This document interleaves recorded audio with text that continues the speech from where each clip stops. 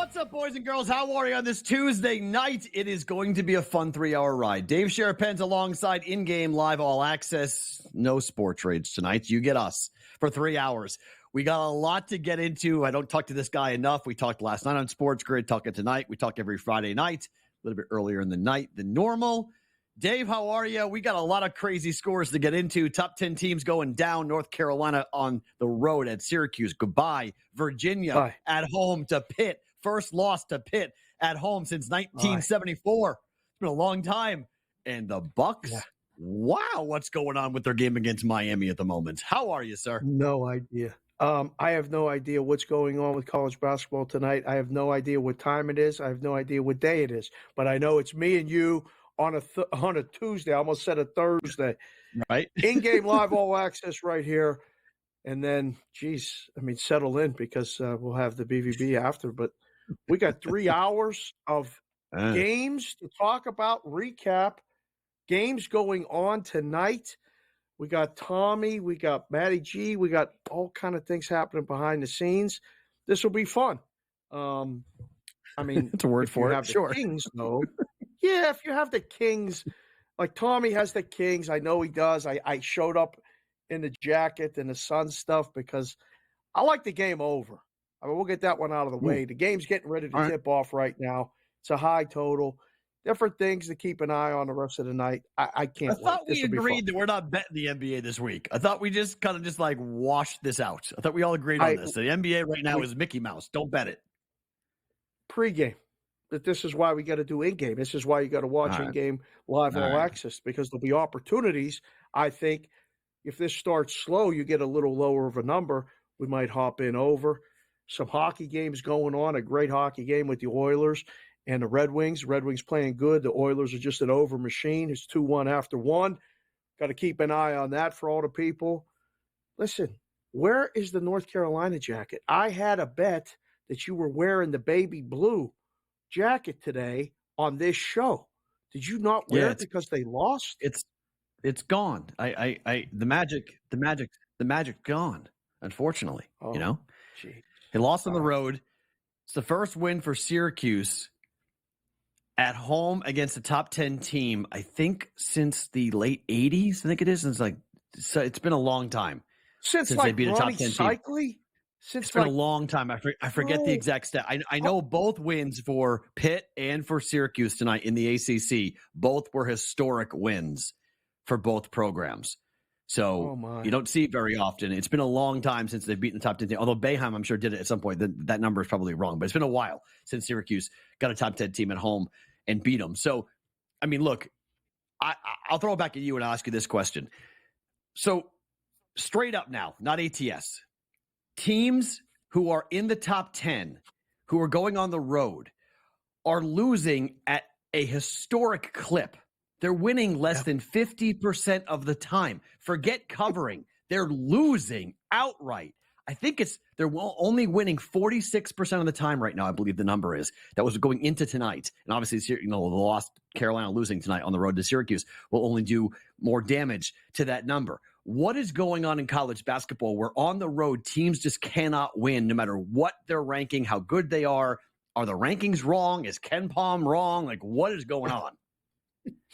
We had Brian Jones from CBS Sports on at Radio Row, Media Row, talking about college sports and how they're changing.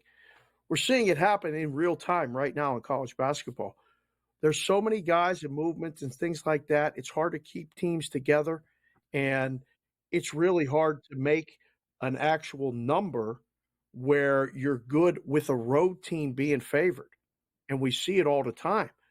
And I don't know where they're going next as far as ranked teams going on the road, very, very difficult. So what is going on? Everybody was here for the Super Bowl. They all left Vegas. Right. Everybody was betting Patrick Mahomes. How could you bet against Patrick Mahomes? You can't. It loses. How can you lay points on the road in college basketball is the next question. You can't do it anymore, Perrault. You just can't. No.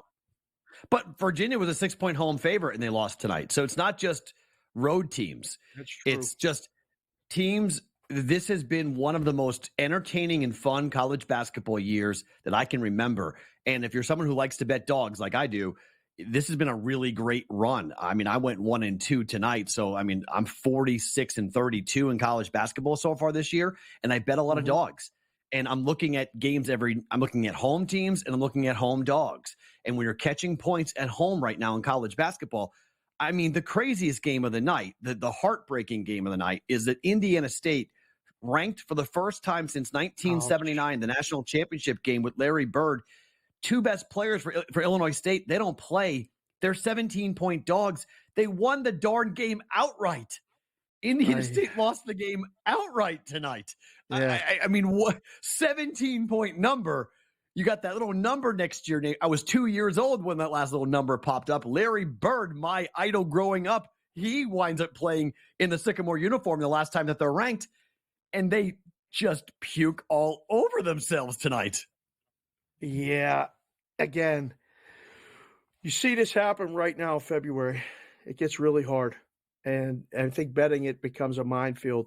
You had talked about Providence and St. John's, a short number. I think you got to find short numbers if you're going to play favorites. Agreed. I took Providence, right? yep. So Providence was small. They won. Yeah. They covered because the number was small. It's the only way you can lay points. It's got to be 4 points or less to really feel good about it. We got a big Mountain West game coming up tonight at 8 o'clock Pacific, 11 o'clock Eastern, New Mexico and Nevada. It's a short number. We've been talking about it out in Vegas, Mountain West, and how many teams may actually get in the tournament. This is going to be a really good game. Look at that total, 155.5. Wolfpack or Lobos, Perrault? I laid it 1.5 with Nevada, the home team here, to go ahead and lay it. And I like Nevada a lot. Look, they're a team in the Mountain West Conference at home, just like other conferences. When you're at home and you're a short favorite, I think the number tells the story as to what to jump on here. So same thing with Providence, like you mentioned. That building wasn't as electric as I thought it was going to be with the return of Rick Pitino. I think because he coached in like the 80s, 85, 86, 87 at Providence. You're I'm not sure how many people were alive. That actually remember that he coached. Okay, but he took him to the Final Four. I mean, Rick went to UMass, went to my school, played with Dr. J, then coached Providence, took him to the Final Four, and then the magic of Rick Pitino grew from there with Kentucky and Louisville and everything else into the NBA and whatever else. So, like, I remember it, and I knew there would be some type of heat to the game, but there wasn't nearly as much heat as I thought. Just Providence outplayed St. John's down the stretch. But the Big East tournament in New York is going to be absolutely awesome. I cannot wait to watch it. Marquette is an absolute machine right now. I'm so glad I've got the 20-1 on Marquette, because they're playing so well right now. I love the way they're playing. They're just dominating at the moment. It's been fun to watch. The Creighton Blue Jays are killing Georgetown right now. We got a lot more to come. Do not move. Tuesday night, Matt and Dave with you here on SportsGrid.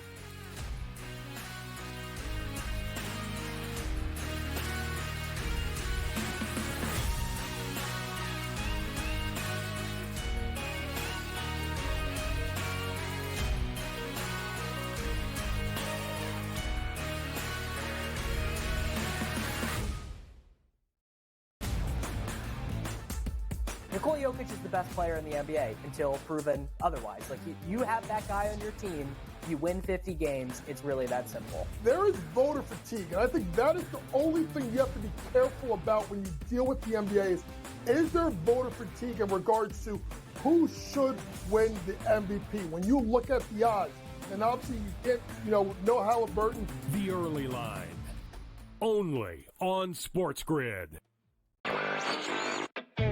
Over $200 million in the state of New York in sports betting, half of that going to the state. All thumbs up, I guess, across the board here, right? Yeah, New York just continues to be the standard bearer for the industry. People are betting a ton on NFL. We've still got March Madness coming up. This is really the prime time for the U.S. sports calendar with the NFL playoffs, Super Bowl, and then, college basketball, NBA, NHL in full swing. Newswire, only on SportsGrid. What are you thinking overall, kind of first reaction here?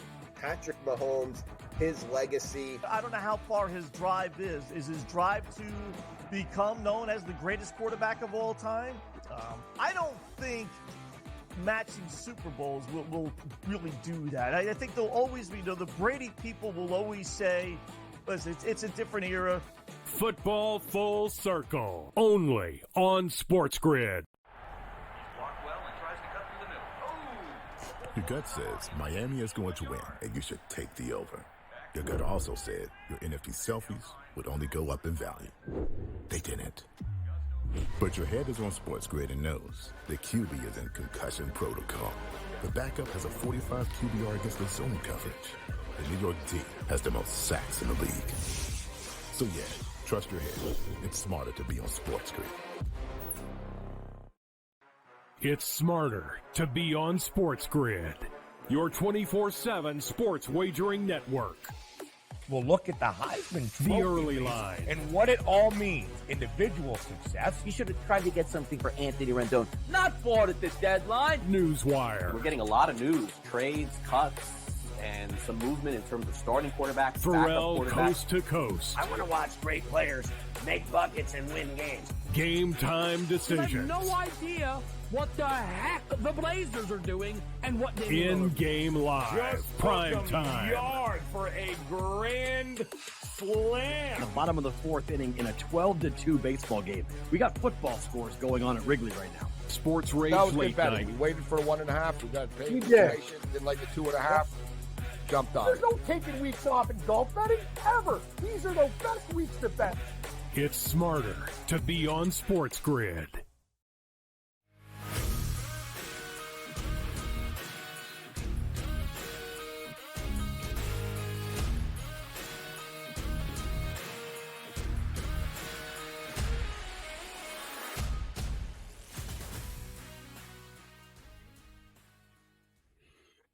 In-game live all access on a Tuesday night. Dave Sharapan, Matt Perrault with you here on SportsGrid, looking at the NBA, college, and NHL. We started off talking with college basketball.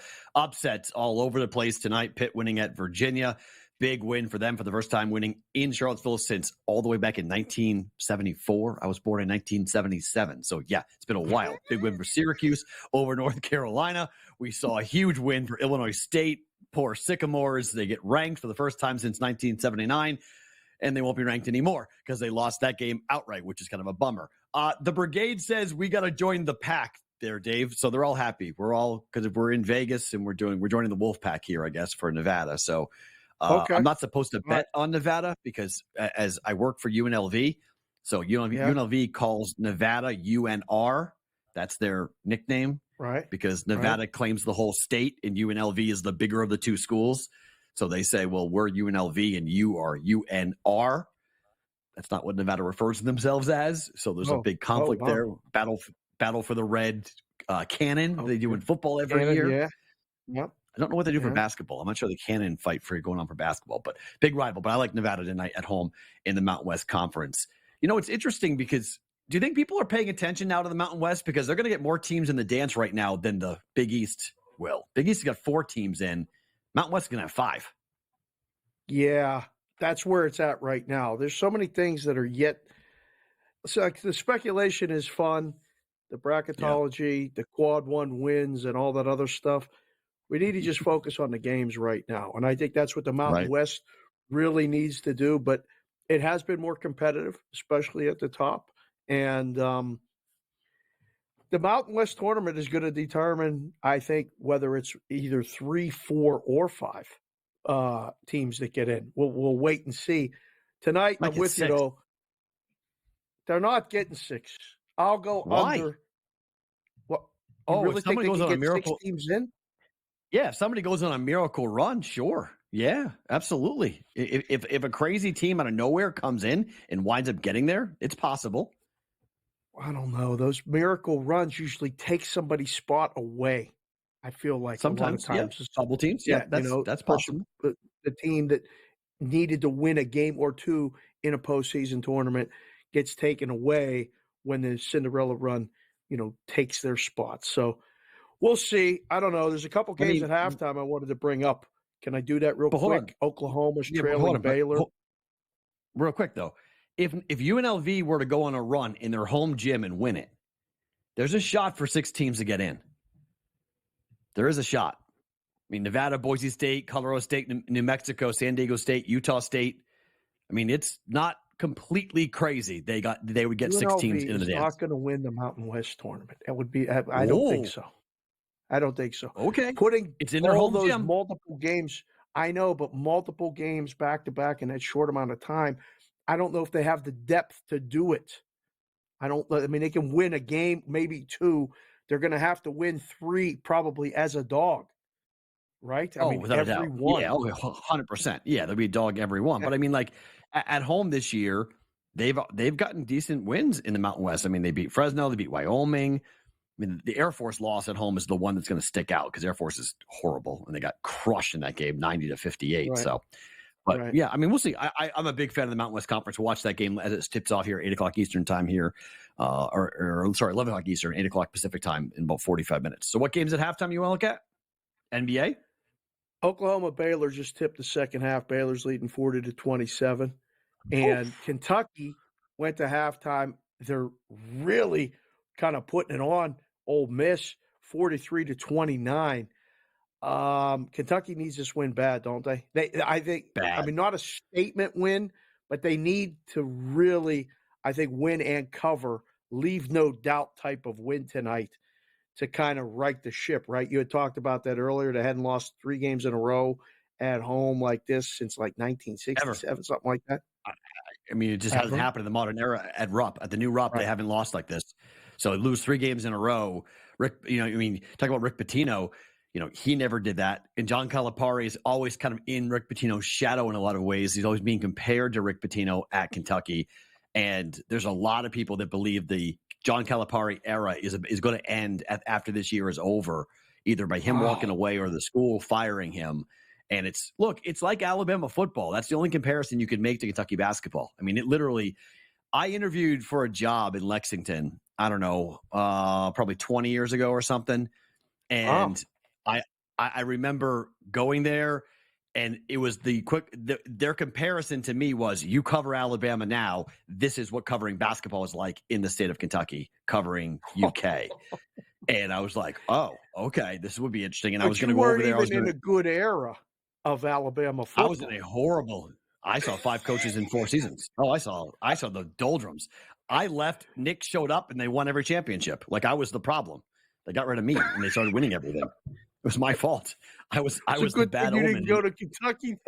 Yeah, I would have taken that program down too. Yeah, absolutely. I would have, although they were pretty bad too when I was interviewing. Kentucky wasn't exactly great when I was interviewing in Lexington, but that's just the passion. They talk about basketball. When you go to Alabama, they talk about the Iron Bowl year round. Like, it's not even it's a yearly, everyday conversation about what's going to happen next year, who could win what's the line, what bookie can you go bet at, all the things you go into at Alabama and Auburn game. It just happens all the time. And so Kentucky does the same thing. They're always talking about the big rivalry games in the SEC tournament, and they always buy the most tickets for the SEC tournament, and they expect to win the championship every year. They expect to have first-round draft picks every year. The bar is so incredibly high at Kentucky. So this right now, 43-29 at the break, Ole Miss at home is an absolute giant. Ole Miss on the road is like, I don't know, like a Smurf. Like, they're just a completely different team. Nothing wrong with it, but they're easily stepped on. So it's not the same. They're not the same team. It's bizarre to watch what Chris Beard's team does when they go on the road. And I know a lot of people, we know people who have bet pretty heavy on Kentucky tonight saying, look, they're not losing 4 games in a row. 8 is heavy, but lay it because they're going to go and silence all the critics. And so far, so good. They are doing exactly that. Yep. Have you peeked at the hockey at all? Well, we got a low scoring games. Bruins lost games. And my favorite thing ever, the dumbest, quirkiest, ridiculous thing, the shootout, which I want no part of. Why are you going to say this right now at the beginning? You don't like the shootouts? Shootouts are dumb. Let's all just establish this. Shootouts are dumb. This is how it is. Why they have them, I have no idea.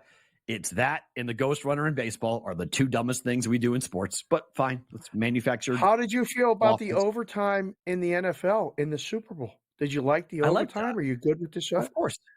Yeah. It was back. I like the fact that both teams could touch the ball. You need it. Both teams should touch the ball.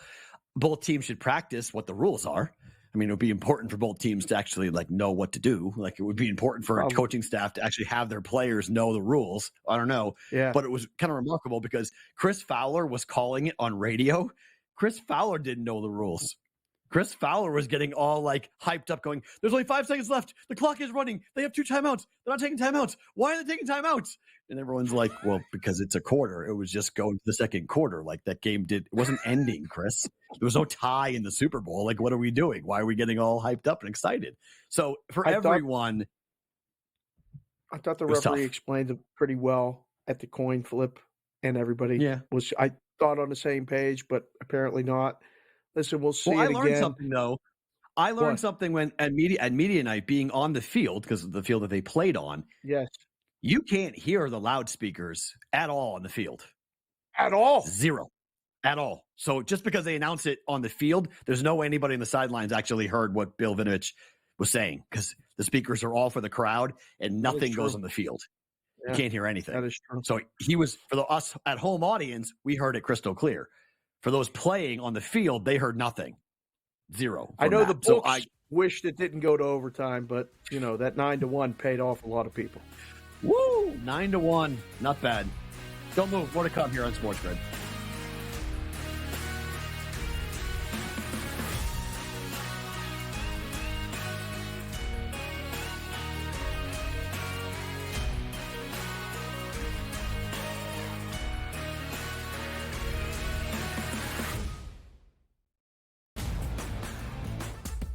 Nikola Jokic is the best player in the NBA until proven otherwise.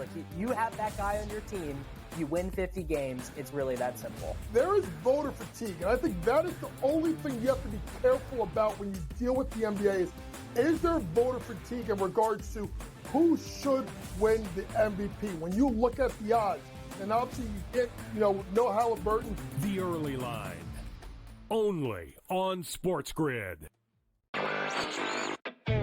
Over $200 million in the state of New York in sports betting, half of that going to the state. All thumbs up, I guess, across the board here, right? Yeah, New York just continues to be the standard bearer for the industry. People are betting a ton on NFL. We've still got March Madness coming up. This is really the prime time for the U.S. sports calendar with the NFL playoffs, Super Bowl, and then, college basketball, NBA, NHL in full swing. Newswire, only on SportsGrid.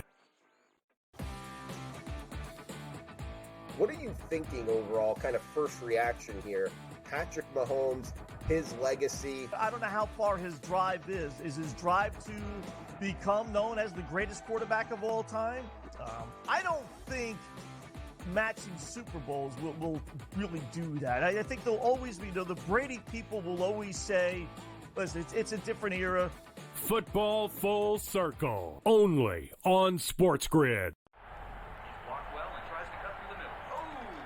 Your gut says Miami is going to win, and you should take the over. Your gut also said your NFT selfies would only go up in value. They didn't. But your head is on SportsGrid and knows the QB is in concussion protocol. The backup has a 45 QBR against the zone coverage. The New York D has the most sacks in the league. So yeah, trust your head. It's smarter to be on SportsGrid.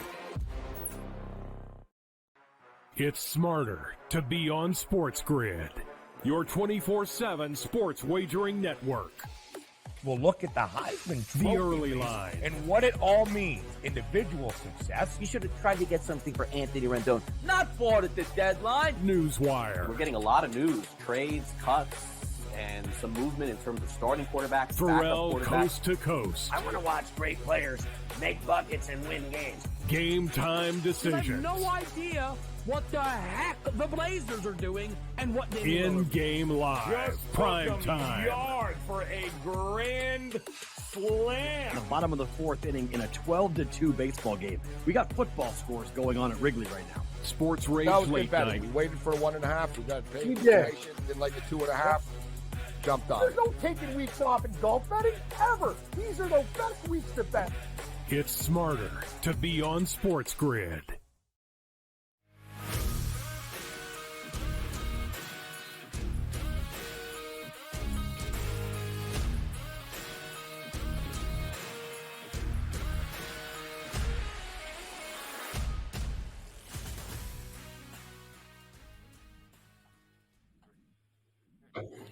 In-game live on a Tuesday night. How are you, Matt Perrault and Dave?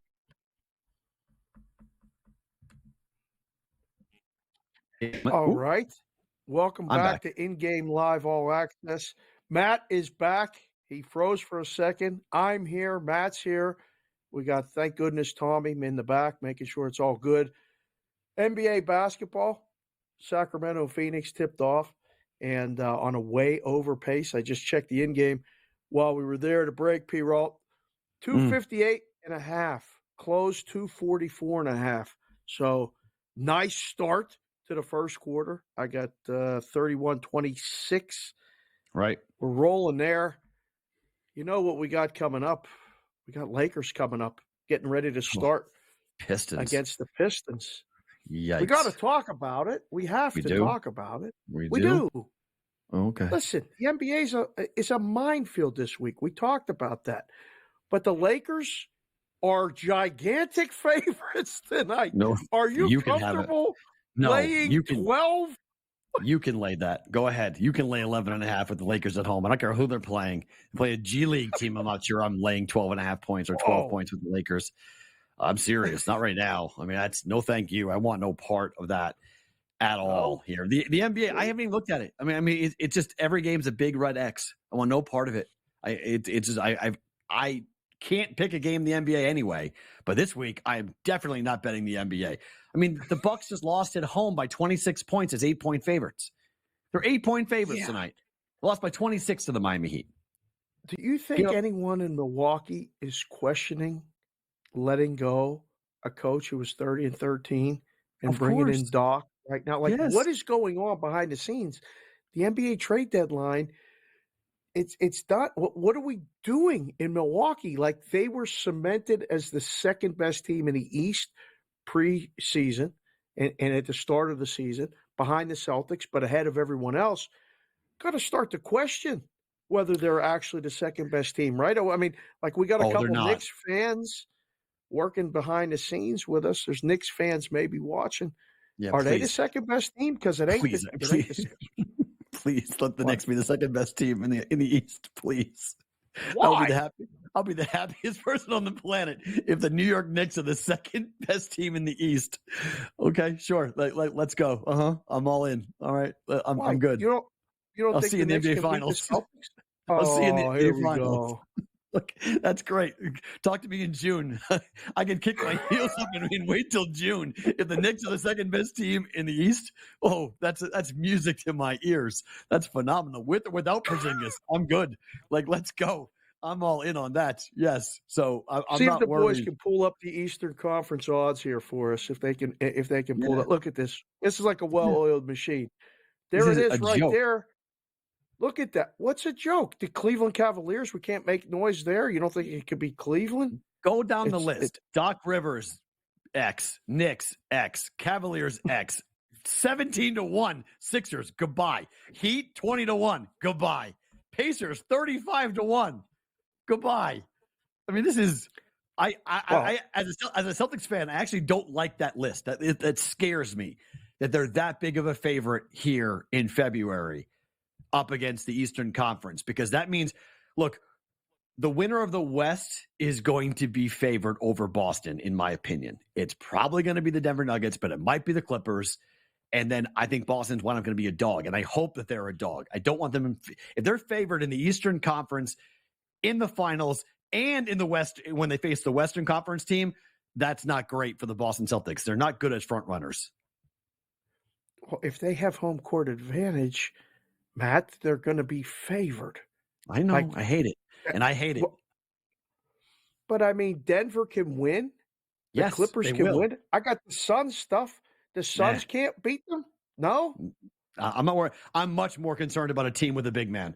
Like, way more. And KD's not a big man. I'm way more concerned. Jokic, there's no answer. Boston has zero answer for Nikola Jokic. They can handle other things. They can handle Murray. They can handle, Michael Porter Jr. They cannot deal with Jokic. They have no answer for him whatsoever. It's the antidote. It's the absolute kryptonite as to how you beat the Boston Celtics is attack the paint, because they've got nothing inside to stop the big man.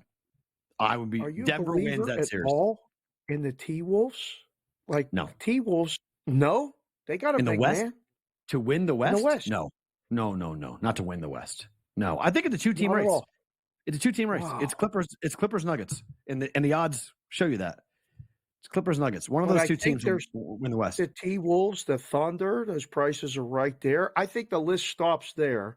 I really can't take the Mavericks are so hit and miss now. I mean, Right. with Luka, with Luka, anything's possible, but it's only one guy. And then after that list, I think we can start putting lines through it. Pelicans, nice story. Are the Lakers even on that list? They are really 28. look. They're 28-1 to win the West. Wow, that's really low. And the Lakers, I mean, that's just an obligatory put the Lakers up on the list, but the Lakers. The Warriors are 32-1. Oh, the Warriors are 32-1 to win the West with Steph Curry. Passing of the guard.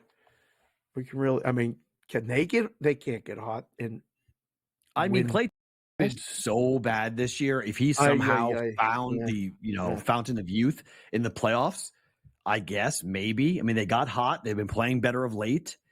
You know, according to Draymond, his suspension kind of kickstarted this newfound team camaraderie.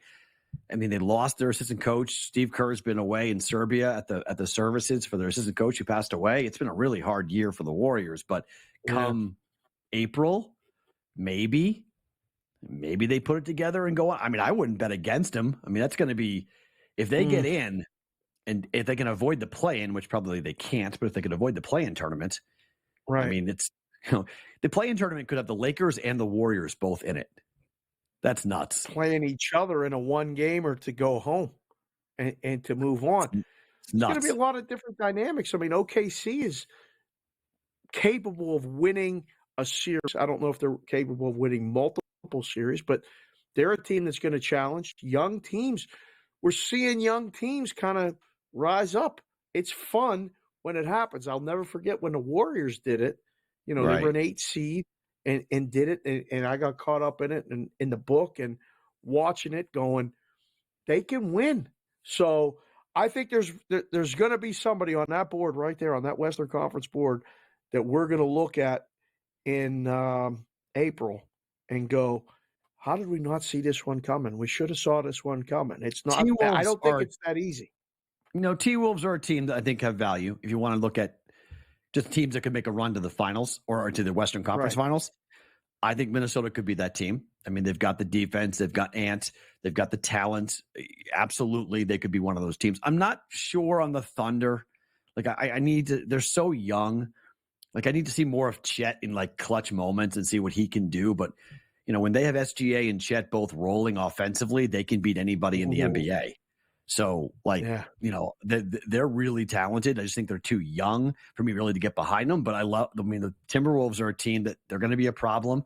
I'm not saying it's going to be like a walk in the park for the top two teams. I just think at the end of the day, Clippers and Nuggets are going to wind up facing off for the Western Conference.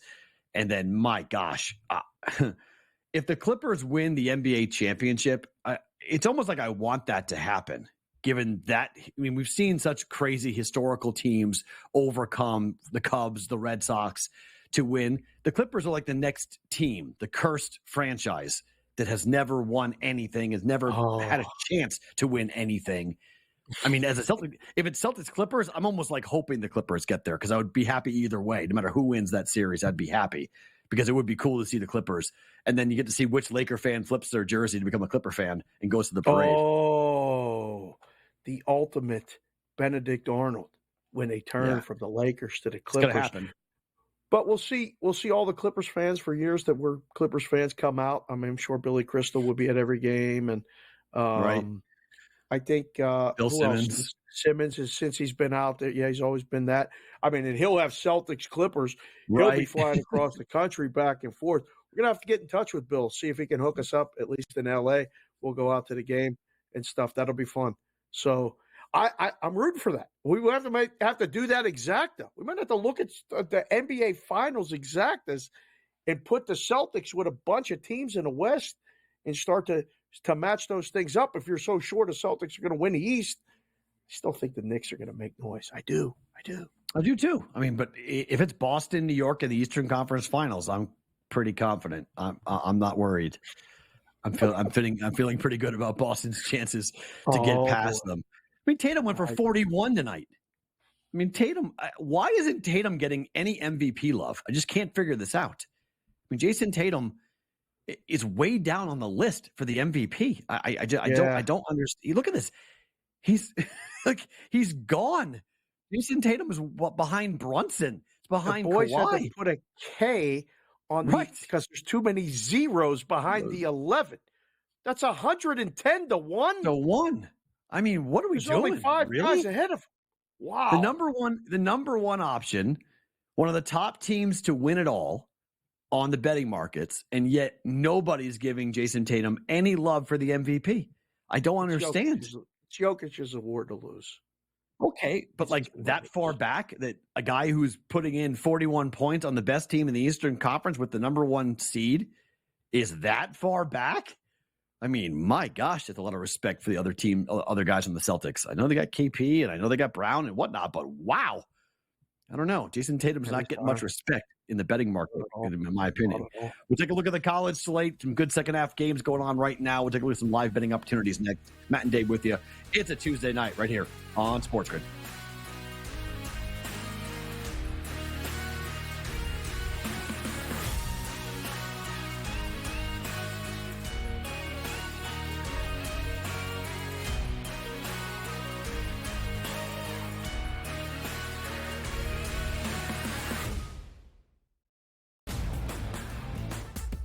Nikola Jokic is the best player in the NBA until proven otherwise. Like, you have that guy on your team, you win 50 games, it's really that simple. There is voter fatigue, and I think that is the only thing you have to be careful about when you deal with the NBA is there voter fatigue in regards to who should win the MVP? When you look at the odds, and obviously you get, no Halliburton. The early line, only on SportsGrid. Over $200 million in the state of New York in sports betting, half of that going to the state. All thumbs up, I guess, across the board here, right? Yeah, New York just continues to be the standard bearer for the industry. People are betting a ton on NFL. We've still got March Madness coming up. This is really the prime time for the U.S. sports calendar with the NFL playoffs, Super Bowl, and then, college basketball, NBA, NHL in full swing. Newswire, only on SportsGrid.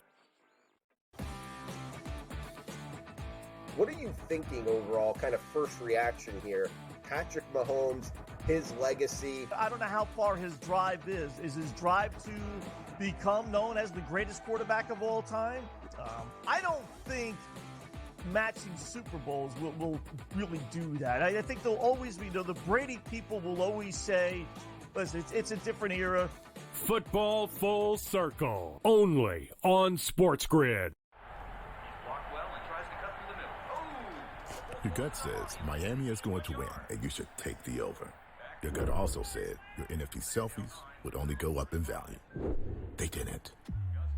But your head is on SportsGrid and knows the QB is in concussion protocol. The backup has a 45 QBR against the zone coverage. The New York D has the most sacks in the league. So yeah, trust your head. It's smarter to be on SportsGrid. It's smarter to be on SportsGrid, your 24/7 sports wagering network. We'll look at the Heisman The Trophy early race line. and what it all means. Individual success. You should have tried to get something for Anthony Rendon. Not bought at the deadline. Newswire. We're getting a lot of news, trades, cuts, and some movement in terms of starting quarterbacks, Perrault, backup quarterbacks. coast to coast. I want to watch great players make buckets and win games. Game time You decisions. have no idea what the heck the Blazers are doing and what they In-game live. Just Prime took 'em time. yard for a grand slam. The bottom of the fourth inning in a 12-2 baseball game. We got football scores going on at Wrigley right now. Sports Rage That was good Late betting. Night. We waited for 1.5. We got paid. We did. Didn't like the 2.5. Jumped on There's it. no taking weeks off in golf betting ever. These are the best weeks to bet. It's smarter to be on SportsGrid.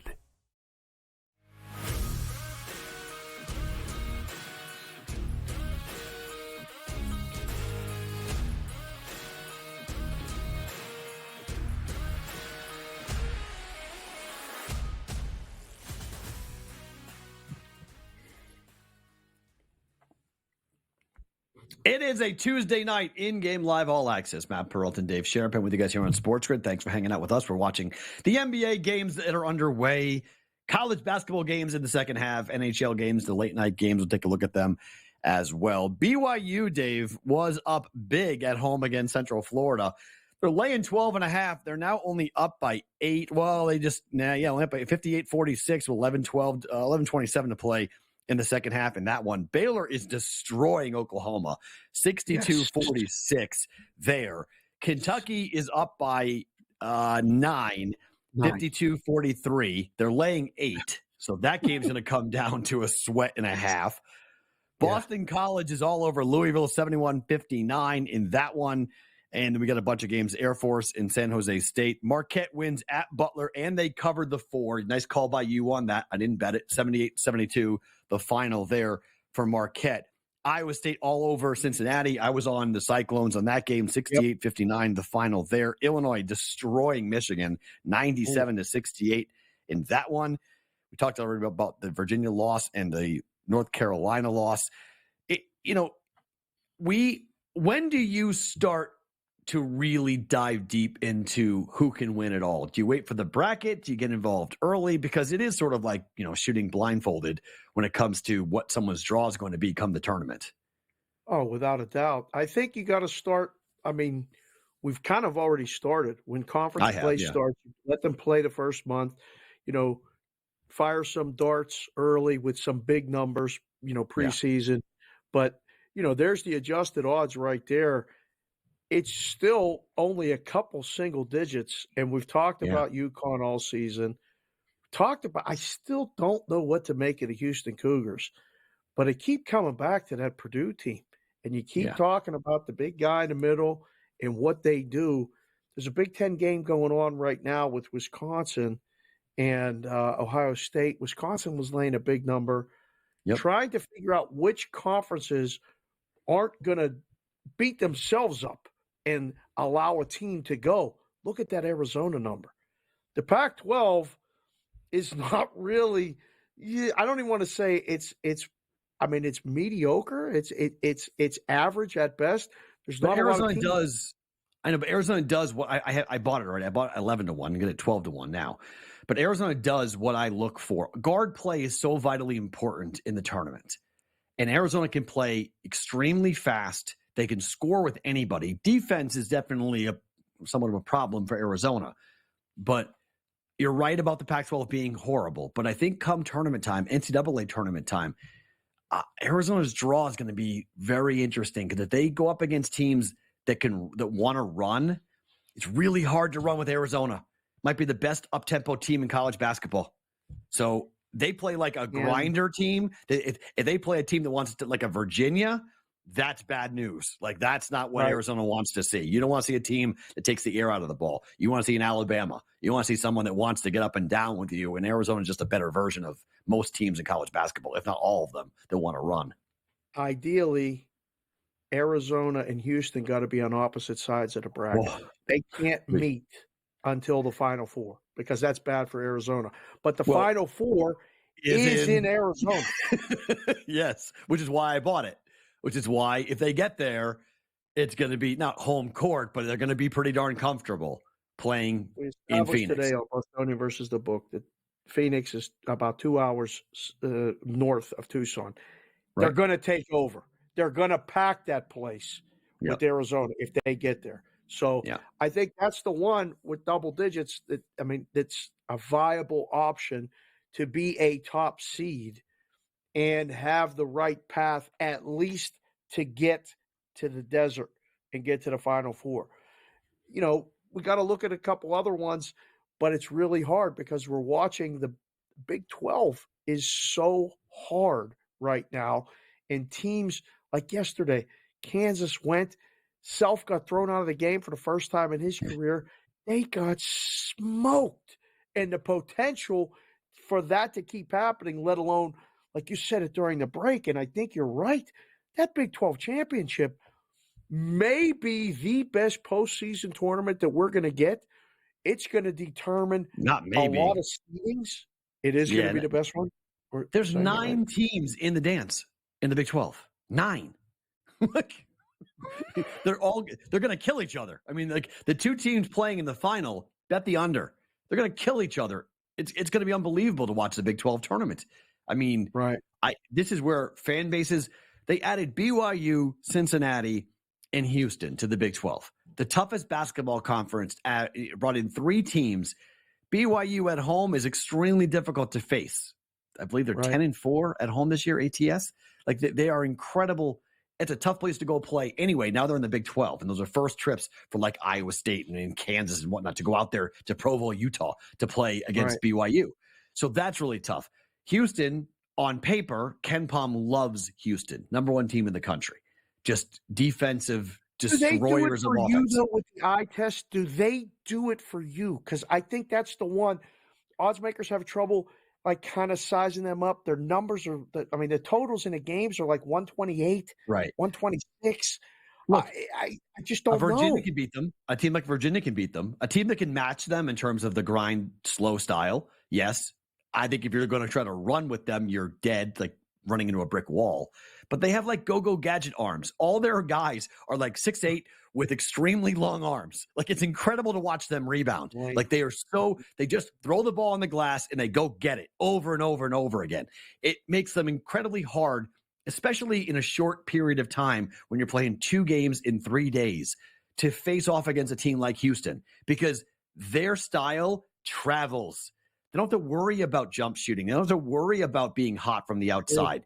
They just play like rugby version of basketball. So come tournament time, they're a real big problem. Yes, I will bet them individually. I haven't taken a future on them. I'd rather just take a bet and roll it over with them.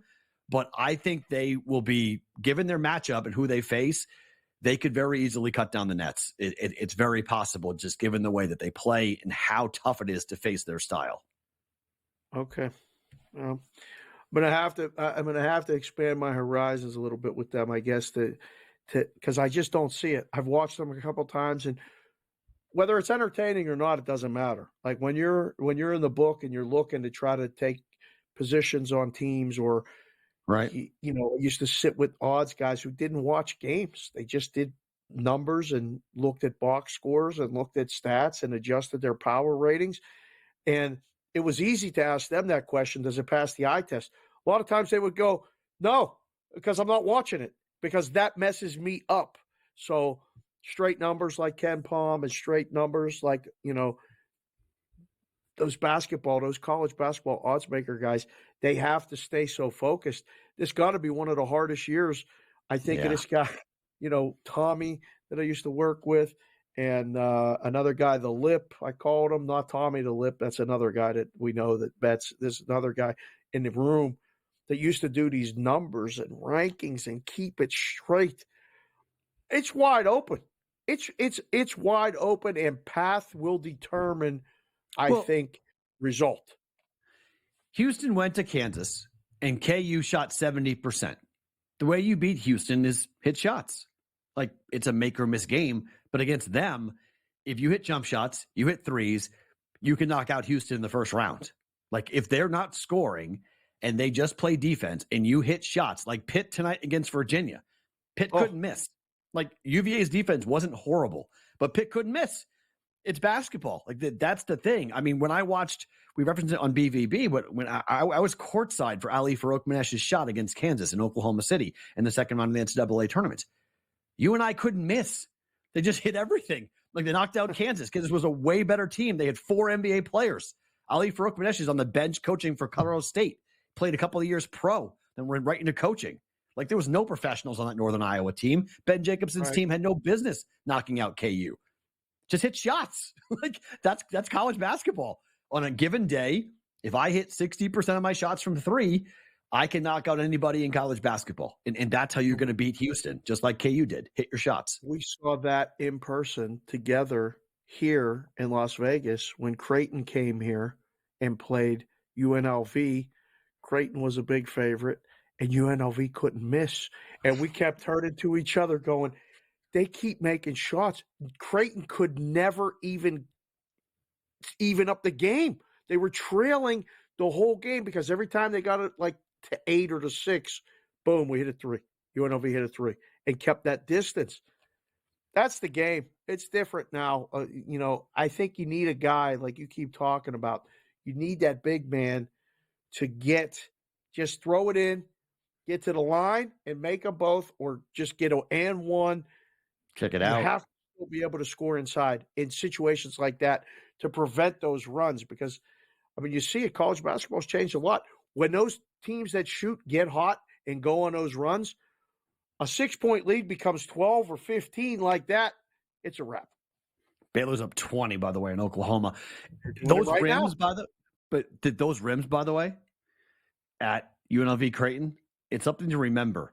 When they go to these non-conference, these go to these neutral sites, going to shoot around actually helps because you can watch the rims and go, everything's going in and everything. It was like a funhouse carnival style watching. Literally everything on the rim went in to the point where I said it out loud. I go, those are the softest rims I've ever seen. And the guy in front of us turned around and said, I just said the same thing. Those rims are ridiculous. So gooey. It's worth going going there. Using the word gooey. They were gooey. Soft, like just and dropped it right in. Yeah, it was. So well, come tournament time, sometimes it's fun because they go to these arenas that aren't used to hosting college basketball games, and you can go and look at the rims and see what the rims are like. And sometimes it's worth watching to go, okay, this game's going to be somewhat decent, and they're hitting shots and watch the way the ball comes off the rim. Are they firm or are they soft? And if they're soft, generally speaking, that's good for shooters. They're going to get rolls with free throws and rolls on layups because UNLV got everything in that game. It was wild to watch. Kentucky's pushing their lead up 64-50, up by 14 points now with 8.5 to play up against Ole Miss. So at least that'll calm down the natives a little bit if KU wins and KU covers. BYU still maintaining a lead 62-54 over UCF. They lay 12.5 though, so they're not covering at the moment. San Diego State's up 61-54 at home against Colorado State. Va-Tech 60-54 in the second half over Florida State. That's a big game for Va-Tech. Another team trying to get themselves into the conversation for the NCAA tournament and maybe a bubble, a bid stealer potentially going with that one. But Baylor's really putting it on Oklahoma tonight. Look, Baylor's one of those teams. You have Scott Drew and you've got a coach that knows how to win, has won a national championship. They could be a dangerous team as well. You want long shots? Baylor, the price on Baylor is good. That's a team that's top 15, top 10 team in college basketball with pedigree. Maybe worthwhile taking a look at their future. If they get really hot, they could win the Big 12 tournament. They could be put up to make the Final Four odds too. There's a lot of books that are starting to expand, and this is when you do it, right? The Super Bowl's done. You can breathe. Football's over. Despite the fact that people wish football was 12 months a year, it's good. It's over. Now you start looking at the hoop stuff. We got a lot more to come. We'll take a look at some NHL action on the ice happening right now. Don't move. Dave and Matt with you. It's a Tuesday night here on SportsGrid.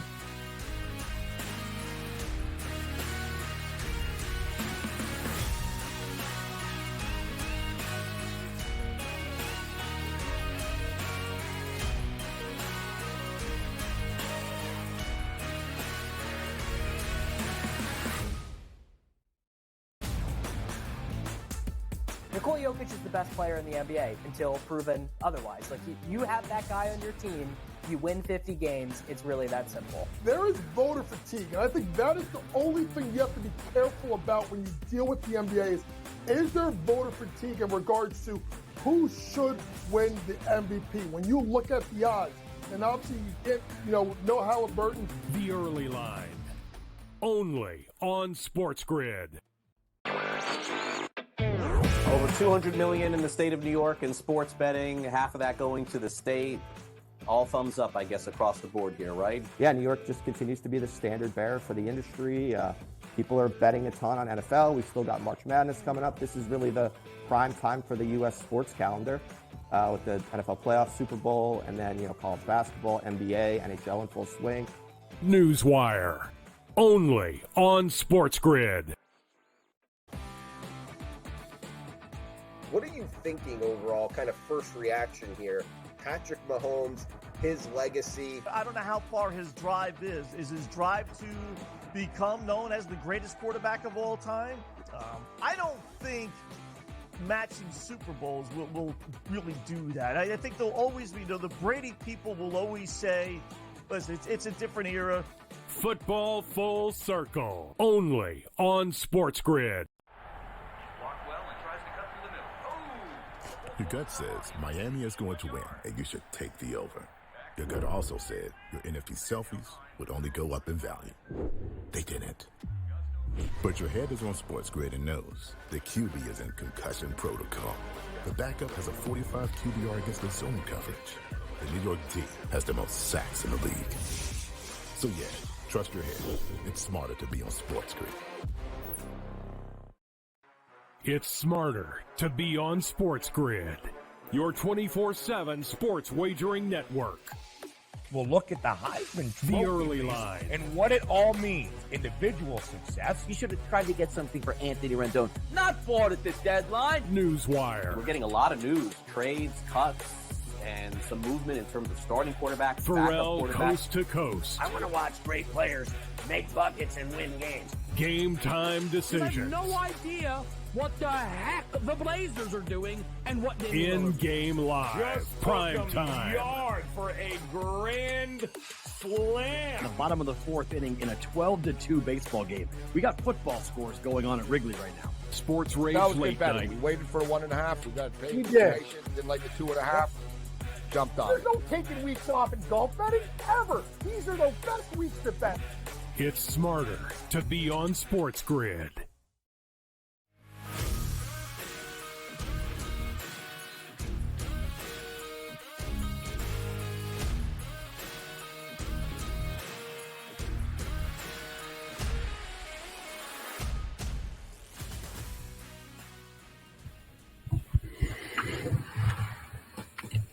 In-game live on a Tuesday. Dave Sharapan, Matt Perrault with you here on SportsGrid. Dave, before we wrap the hour, I have a question for you. Do Yes. you like the NBA Slam Dunk Contest? All-Star Weekend coming up in the NBA. Do you like it? I used to love it. I really did. But I don't love it anymore.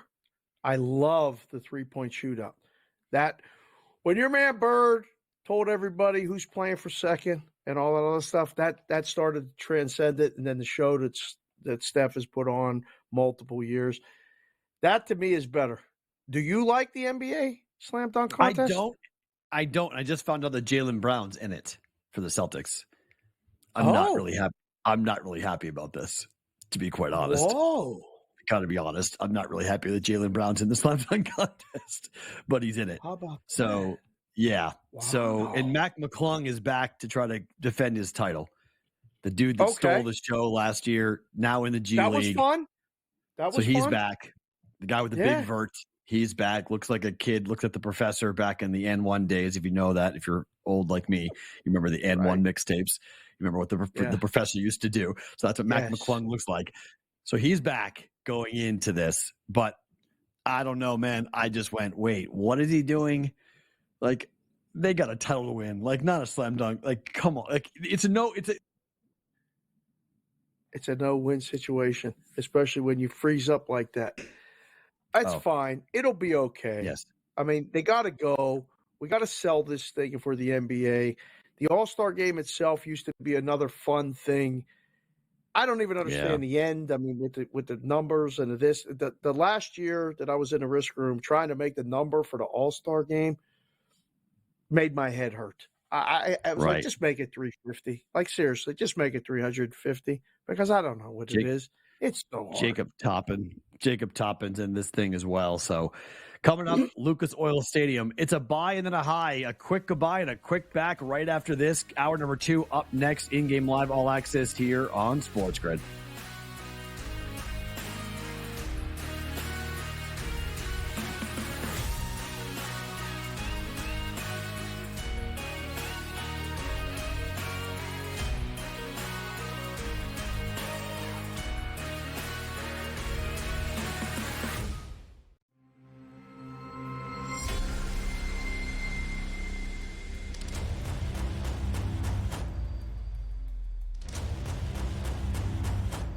It's smarter to be on SportsGrid.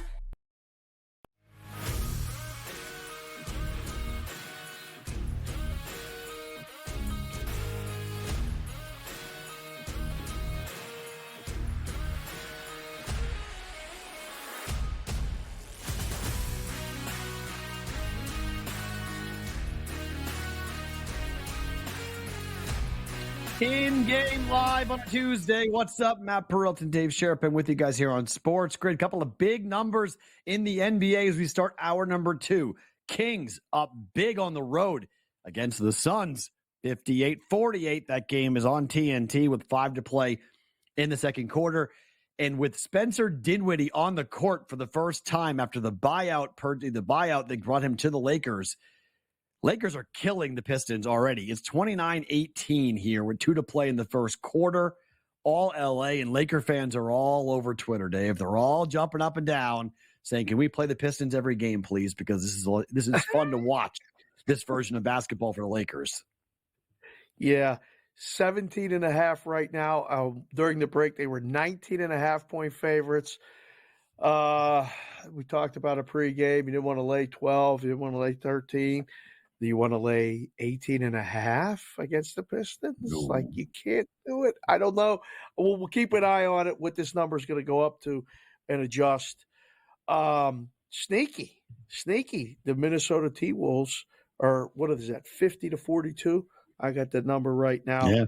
8.5, 9.5-point favorites, low-scoring game, 218.5 currently. It's fun with the late-night West Coast being on in-game live all access, with games on. There's only 2 hockey games. You see what's going on. We've talked about it, all Bostonian versus the book when we do the show. And, I mean, this is Gabe's team, the Vancouver Canucks. They're lighting up everybody. They're a team that I think has to be reckoned with.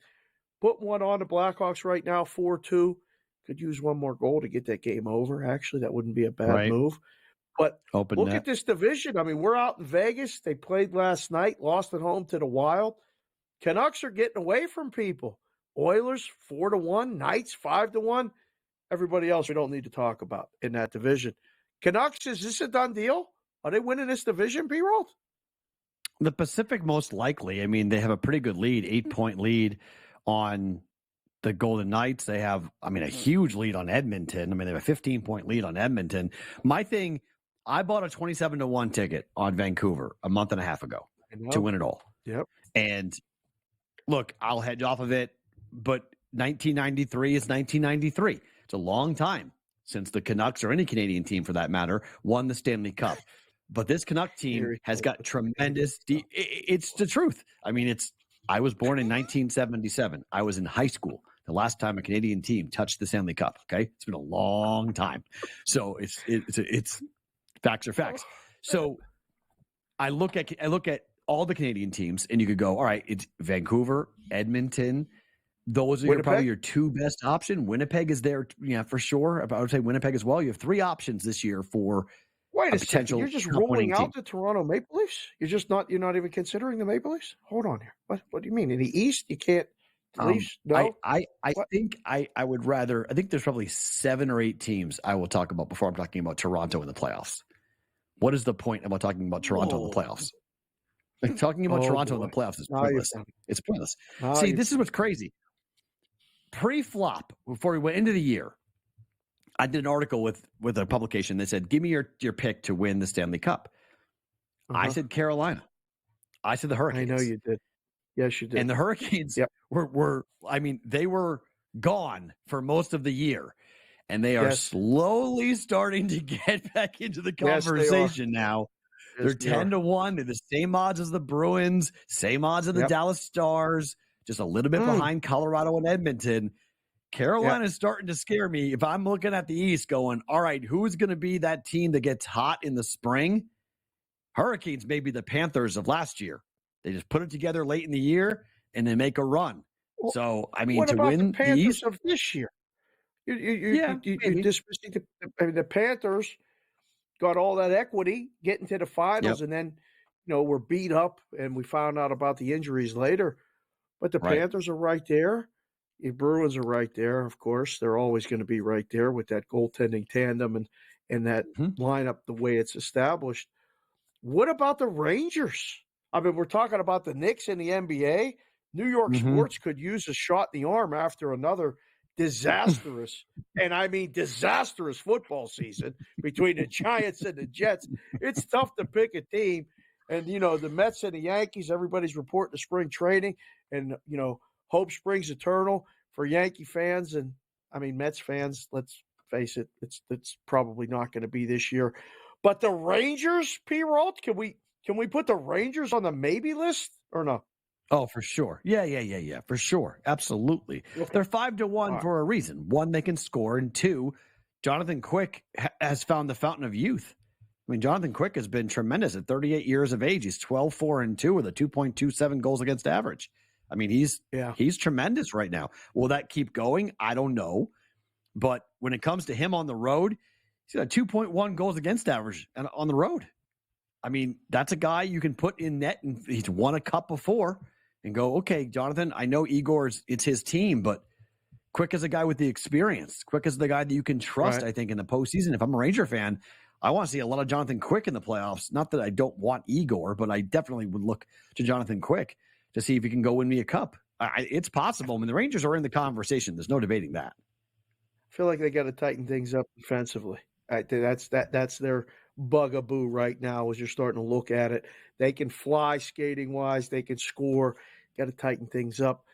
Big weekend. I don't know. I mean, but you think NHL there though? You know, but like goaltending wise and the outdoor games. What? Tell me what? But I don't think I agree with that comment that they have to tighten things up defensively. I mean, look, their games. I mean, they're red hot. They've won 5 games in a row. During this stretch, they've only given up 3 goals one time in those 5 games. 2-0, 4-3, 3-1, 2-1, 7-2. I mean, 2 goals. In general, that's I don't know. Good. That's what you have to keep it. But I think on the season they've been giving up goals. It's starting to tighten up. Teams are starting to adjust now. Getting ready. Yeah. That's fine. We'll see. Big weekend this weekend at MetLife Stadium Series. Yep. Tommy told us about it in our ear before the show started. Do you like the outdoor games? I'm excited about the outdoor games. I know why they do them. I get why they like to have them. I'm not saying I don't like them, but I don't know. It's Islanders Rangers, right? At MetLife, that's the matchup. And Flyers Devils, I believe, the day before, something like that. Yeah. So we get our full complement of, the tri-state New York area, New York, New Jersey, Philly teams, put in front of the league.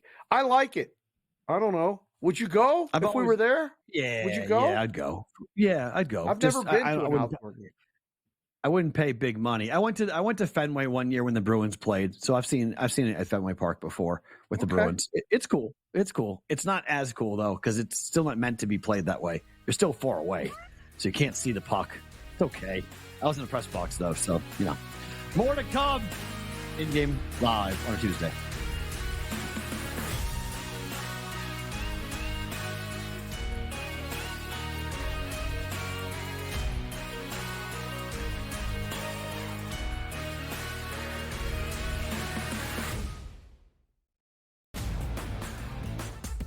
Nikola Jokic is the best player in the NBA until proven otherwise. Like, you have that guy on your team, you win 50 games, it's really that simple. There is voter fatigue, and I think that is the only thing you have to be careful about when you deal with the NBA is there voter fatigue in regards to who should win the MVP? When you look at the odds, and obviously you get, no Halliburton. The early line, only on SportsGrid.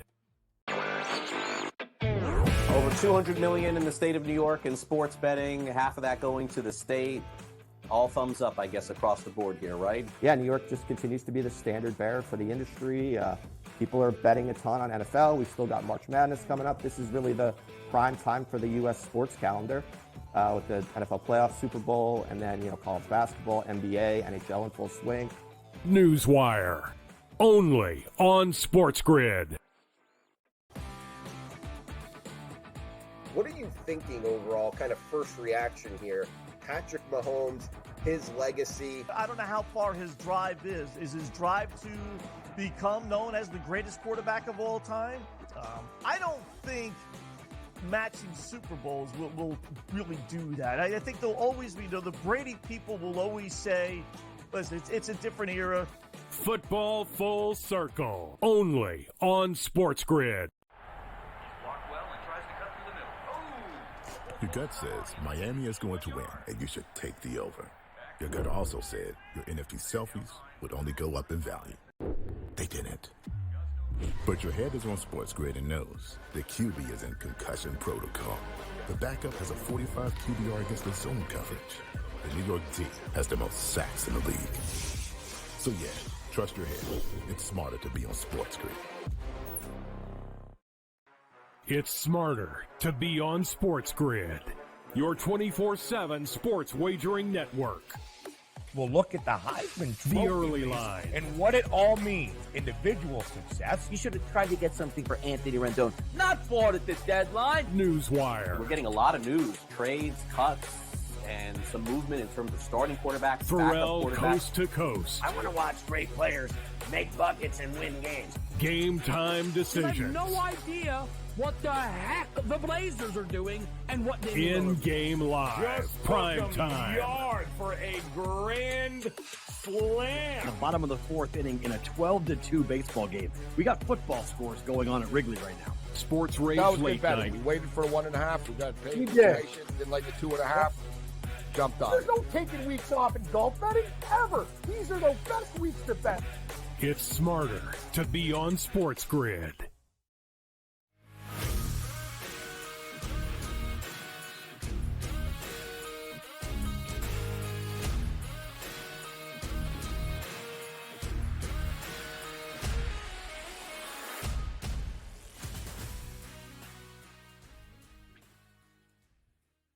In-game live on a Tuesday. Dave Sharapan and Matt Perrault with you guys here on SportsGrid, taking a look at some college basketball finals.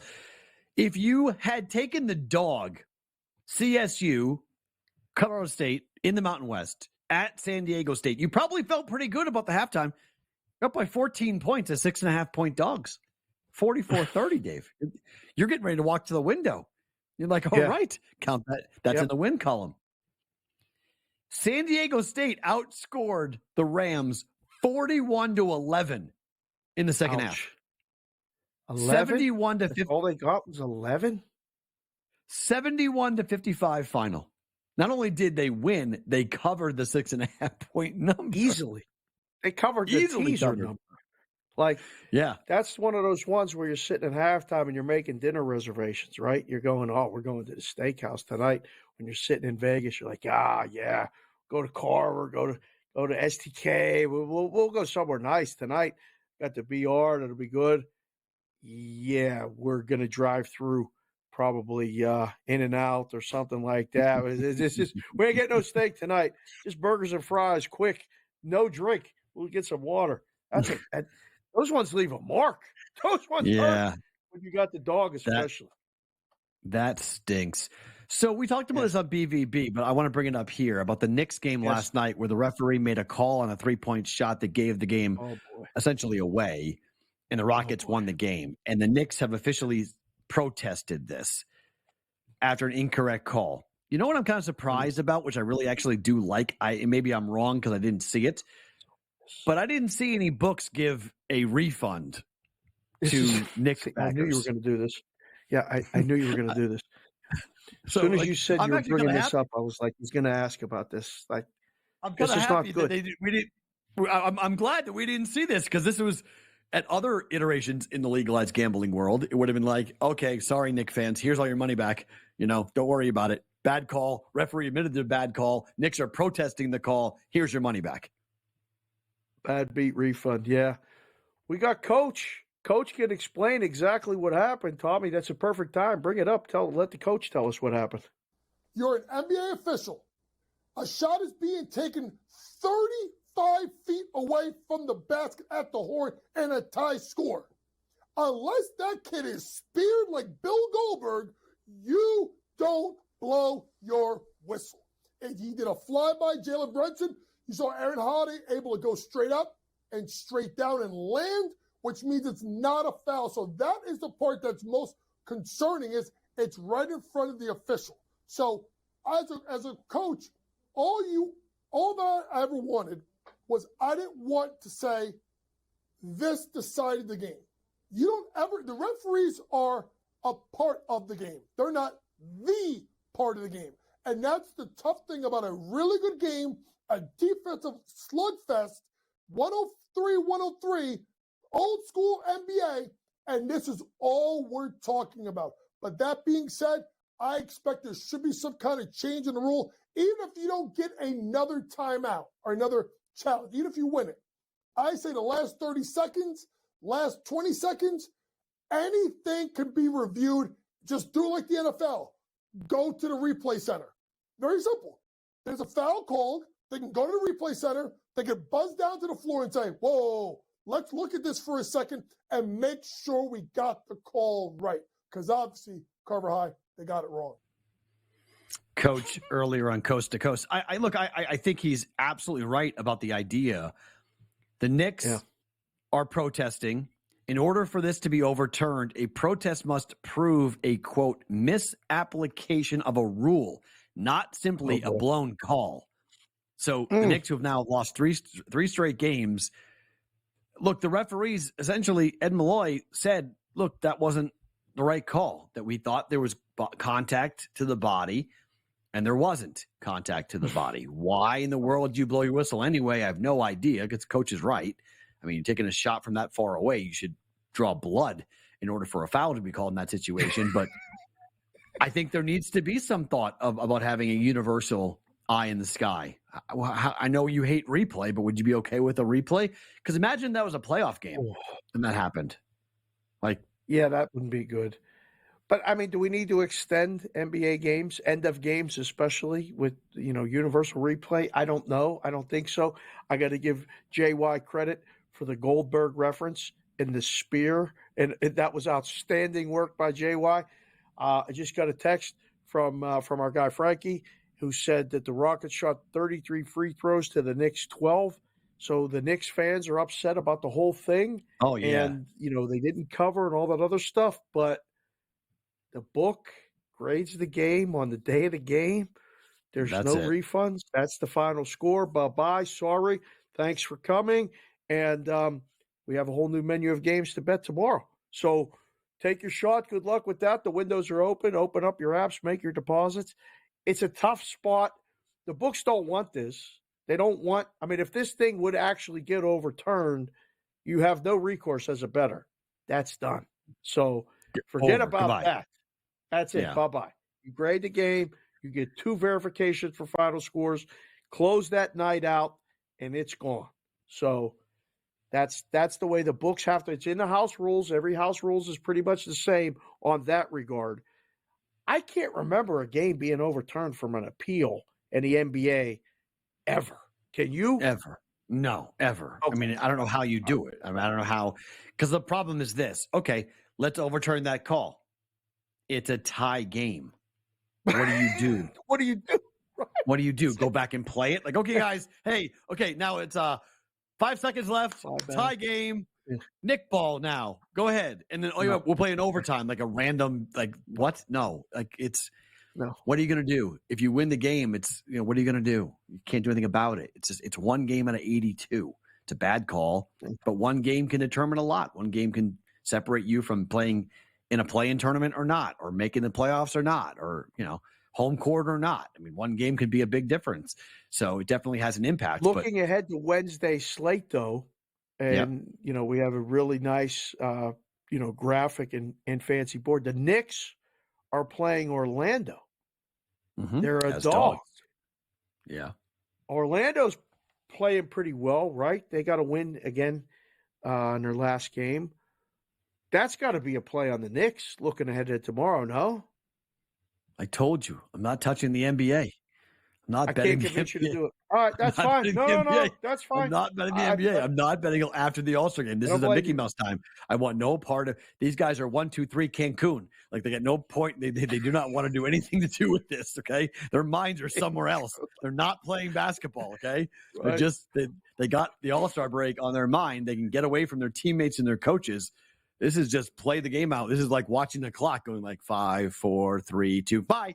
Like, they want no part of this. No, I'm not touching the NBA tomorrow. I don't care how many points you give me on which team. I mean, the one thing, 242.5, Indiana and Toronto. Like, the books keep on throwing up these numbers. Look at that total. Indiana's been a dead under Toronto team for the last.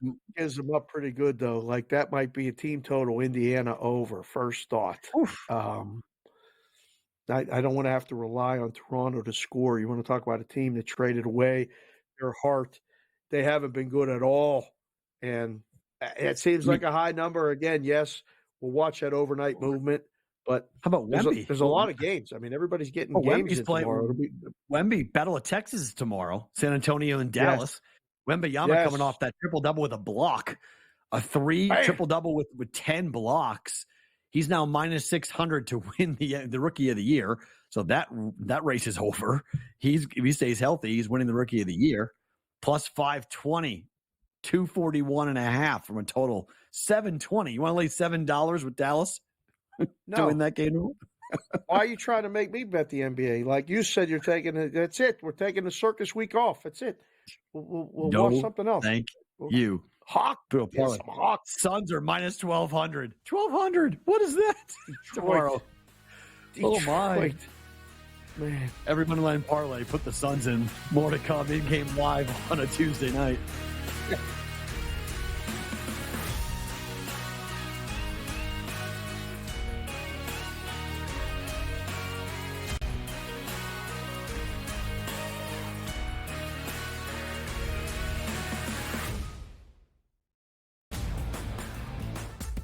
Nikola Jokic is the best player in the NBA until proven otherwise. Like you have that guy on your team, you win 50 games. It's really that simple. There is voter fatigue, and I think that is the only thing you have to be careful about when you deal with the NBA is there voter fatigue in regards to who should win the MVP? When you look at the odds, and obviously you get, no Halliburton. The early line, only on SportsGrid.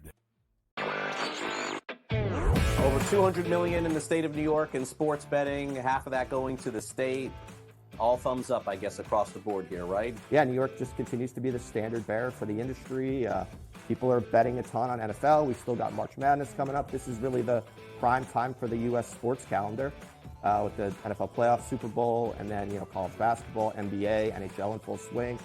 Newswire, only on SportsGrid. What are you thinking overall, kind of first reaction here?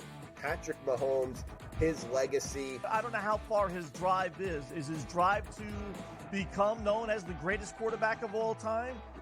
I don't think matching Super Bowls will really do that. I think there'll always be, the Brady people will always say, listen, it's a different era. Football full circle, only on SportsGrid. Your gut says Miami is going to win, and you should take the over. Your gut also said your NFT selfies would only go up in value. They didn't. But your head is on SportsGrid and knows the QB is in concussion protocol. The backup has a 45 QBR against the zone coverage. The New York D has the most sacks in the league. So yeah, trust your head. It's smarter to be on SportsGrid. It's smarter to be on SportsGrid, your 24/7 sports wagering network. We'll look at the Heisman Trophy The early line, and what it all means. Individual success. You should have tried to get something for Anthony Rendon. Not bought at the deadline. Newswire. We're getting a lot of news, trades, cuts, and some movement in terms of starting quarterback, Perrault, backup quarterback. coast to coast. I want to watch great players make buckets and win games. Game time I have decisions. no idea what the heck the Blazers are doing and what they In-game live. Just Prime took them time. yard for a grand slam. In the bottom of the fourth inning in a 12-2 baseball game. We got football scores going on at Wrigley right now. Sports Rage That was good late betting. night. We waited for the 1.5. We got paid. We did. Didn't like the 2.5.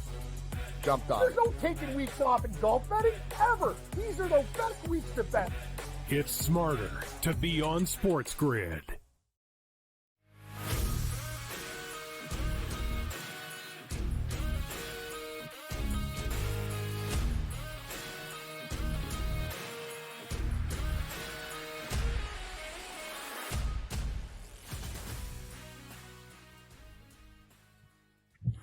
In-game live on a Tuesday night. Matt Perrault and Dave Sharapan with you guys here on SportsGrid. Dave, if I gave you a number, How many private jets do you think left Las Vegas after the Super Bowl was over? I'll give you an over. I saw it. Oh, I saw it as well, so I can't say. But it's a really interesting number. Throw a number out there for the boys, and all the viewers and people listening, because over under 600 private jets leaving Vegas after the Super Bowl's over. Is there enough airspace for that? How do you get all those ones out? That's a lot. I would go under. The answer's under. 525 flights left Vegas within 2 hours after the Super Bowl. 525 private jets left Vegas. So that's crazy. Now, there's been people coming to Vegas for decades. All right. I've lived here 21 years. You've been here 8. We've seen Super Bowl parties are unbelievable. Okay. Yep. But the game was here. So people flew in for the game. And one of our dear friends, Frankie Fatstacks, went to the game. He got an alert Sunday morning, a text. He sent me the text and said, "I'm going." It's all it said. Wow. He got 2 because somebody that flew in on one of those private jets had a little bit too much going on Saturday night and couldn't get out of their room on Sunday. So he fell into 2 tickets, and the plan is to have him on with us on BVB on Thursday to tell the story about what it was like for somebody to go. He took his son. I talked to him tonight before the show, and he said it was an incredible experience. The private jets, all the stuff that went on, everything that happened like at Media Row and all the stuff. Vegas got to be – I mean, people are talking about Vegas being it every other year. Can't have it every other year because there's other cities that do it really well. But it's in the rotation now, Perrault, right? Like, we got to make plans for, once every 4 years, once every 5 years for Vegas to host this thing? Yeah, at the Roger Goodell hosted handoff ceremony in which the NFL every year goes, the mayor of one city hands off the football to the mayor of the next city. So like New Orleans is on the clock now. They'll host next year. Goodell basically said, you guys blew it out of the water. Like, you guys, we thought it was going to be great. We didn't realize how great it was going to be here.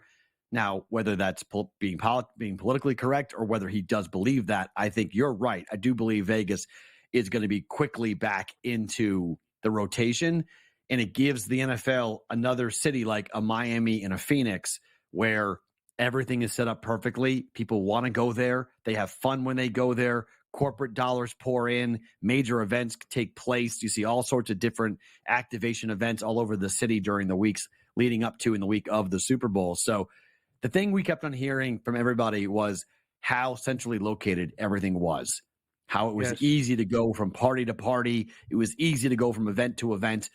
Unlike Phoenix or LA or other places where it's completely spread out and you're driving half an hour in distance to get to different places, you're walking or taking an Uber, 5-10 minutes to get from party to party. So I think the city, other than the weather, the only thing the weather didn't cooperate, that was it. But other than that, I thought the city hit a home run. I think everybody who came here had a blast. Some people left up, some people left down. But most people had a good week, Hey, some people left sideways too. True. Like this, it was people ran it. I think for a lot of people, that was the longest stay they've ever had in Vegas. People that came the Sunday before, didn't leave until the Monday after the game. There's some people leaving today even. That's a long time to be in Vegas. I think a lot of people learned that it's a marathon, not a sprint. Even if you show up on Tuesday and you're going to stay the rest of the week, ease into it a little bit because stuff doesn't close. There's parties all night. There were shows and comedy specials and all kind of things set up just for Super Bowl week. Even the NHL game. The Knights hosted the Oilers on Tuesday. Was like the hottest ticket in town. Everybody came. I mean, even Pat and the boys went and rang the bell and turned the horn and all of this stuff. It was nuts. Sign me up again. Just give me a couple years to breathe, figure it out. I woke up this morning. I'll admit it. I was a little bit melancholy. I was a little bit sad because we had spent 3 years having this conversation because we went to LA and we were like, man, Phoenix is next and it's legal. First time it's going to be in a legal state. It's going to be in Arizona. Yep. Went to Arizona. It was fun. And we're like, man, next year is going to be incredible. Vegas is hosting the Super Bowl. And we did a whole countdown and we had the event and then we had the show on Media Row. And we did all of the content, all the interviews. We did 6 shows in 5 days and then the game. And now it's over. And I'm kind of like, dang it. Because if you look at the countdown, right, it was the F1 race, it was the Super Bowl, the NFL draft. We had all these big, like there really isn't the F1 races on the schedule, but we really don't have. We went through this crazy 3-year run in Vegas with so many big events. The Sphere opening up. We don't have like a marquee monster event on the schedule right now to look forward to. And I'm kind of bummed out about that. I was like, man, we had a hell of a 3-year run. It was a lot of fun. Oh, just throw in the Stanley Cup Finals and the Stanley Cup champion in the Aces, middle, right? In the Aces run in the finals. Right. You know, championship parades, watch parties that were unbelievable. You know, for those of us that, for those of you that joined us, I mean, we had that party in Cabana watch party. It was so much fun. It's okay. Like we could calm it down a little bit and just get back to the routine. And before you know it, it'll be March Madness. Everybody's coming back out in the month. You know, we'll be live, doing a show at Resorts World. We'll have all kind of things happening with that. We're going to be hosting how many basketball tournaments? The last Pac-12 basketball tournament ever, right, is going to be here in Vegas, along with all the other conference tournaments. Yeah, Mountain and West I'm going to try to do it right. excellent. I actually haven't talked to you about this, but I'm going to try to do it right this year. I really want to try to get us credentialed to every tournament in town and try to go to every single one and to see every single one throughout the entire week, like a different tournament each night, because there are so many conference tournaments that happen here in Vegas. It's actually, if you haven't ever done it, I know everybody wants to come to the first weekend of the dance, and I get it. It's an incredible drinking out of a fire hose, 16 games on Thursday, 16 games on Friday, 8 and 8 on Saturday and Sunday. It's incredible to bet on that. I mean, it's bring your wallet in your bank account because you're going to need it. But the week prior is for the actual basketball fan, not the gambler, but the basketball fan. Correct. Because you can see so many games. West Coast Conference, Big Sky, Big West, Pac-12, Mountain West. It's incredible how many games get played during the week prior in Las Vegas. I went to every one last year. I did at least one game in each tournament. It was so much fun. I took the kids a couple times. We created basketball fans. We took our daughters, the little ones, to the Dollar Loan Center, sat up close. We got to see what was that? That wasn't the West Coast Conference. That was the Big West. Big West. That was that. But I mean, let's tell everybody how much fun we had at the Orleans at that Grand Canyon. The Grand Canyon game. And they're good this year, Dave. They're really good. Grand Canyon's really good. They packed the house. It was so much fun. The band, they flew in alumni. They gave everybody tickets. They said, come support the team. That place was rocking. It made me fall in love with college basketball all over again for this. Like it was, I mean, the betting was good. Like they won and they covered. That was nice, but it was nothing to do with the betting, because I remember my daughter, my 9-year-old, turned to me at one point and said, are all college basketball games like this? I'm like, well, not really. But when they get to March and they're winning like this, yes. But that band was booming. The mascot was dancing, leading the cheers. I'm in. Well, let's go. Grand Canyon, coached by Bryce Drew, they're 22-2. Their only 2 losses are against South Carolina and Seattle. They are 12-1 in their conference, in the WAC, in the Western Athletic Conference. And I mean, they're going to be a one big league. Like they have Tarleton State, who is 10-3 in conference. So Grand Canyon's got a 2-game lead on them. but that probably is going to be the final. It'll be Charleston State against Grand Canyon. Last year, it was Utah Tech up against Grand Canyon. Utah Tech's not very good this year. They're 10-14.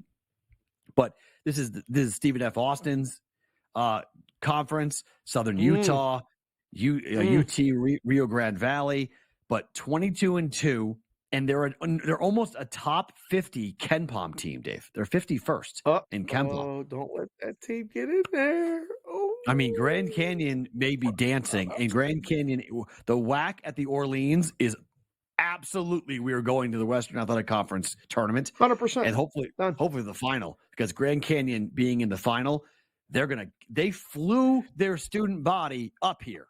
Like, that's crazy. They went to their students and said, "Who wants to go to Vegas?" What do you mean? Who wants to go to Vegas? Let's go. We're flying. We got a charter plane.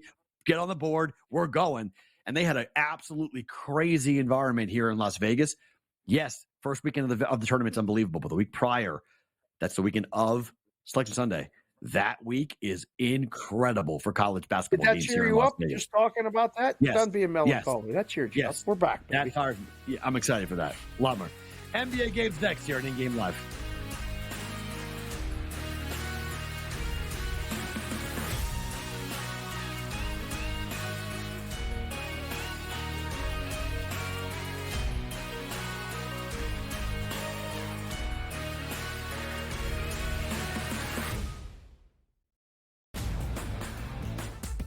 Nikola Jokic is the best player in the NBA until proven otherwise. Like, you have that guy on your team, you win 50 games, it's really that simple. There is voter fatigue, and I think that is the only thing you have to be careful about when you deal with the NBA is there voter fatigue in regards to who should win the MVP? When you look at the odds, and obviously you get, no Halliburton. The early line, only on SportsGrid.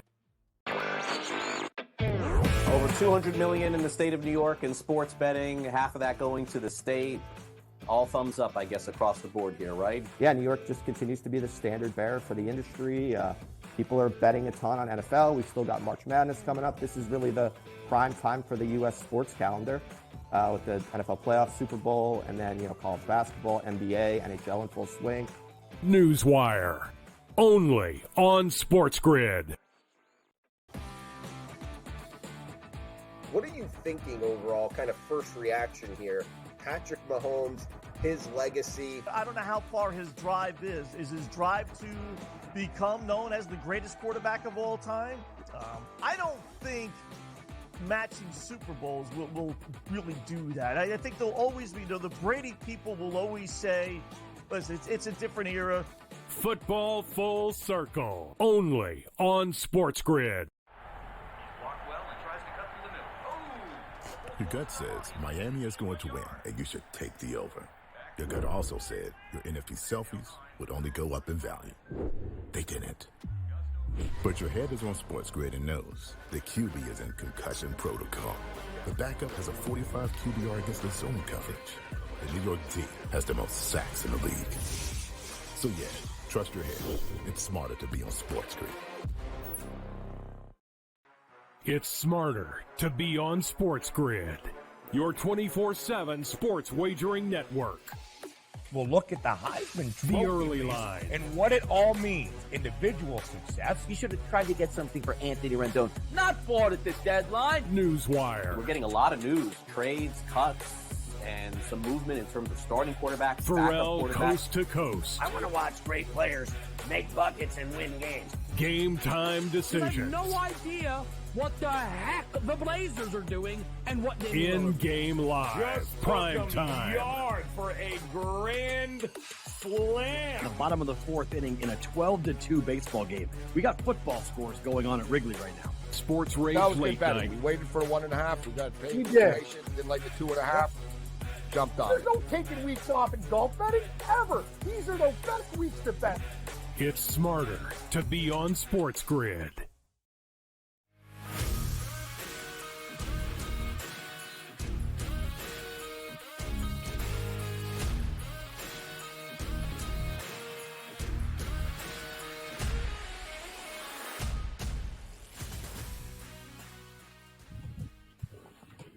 InGame Live on a Tuesday. Dave Sharapan, Matt Perrault with you here on SportsGrid. Nevada, not good to start this game, Dave. New Mexico's out to a 29-22 lead. 7 to play in the first quarter.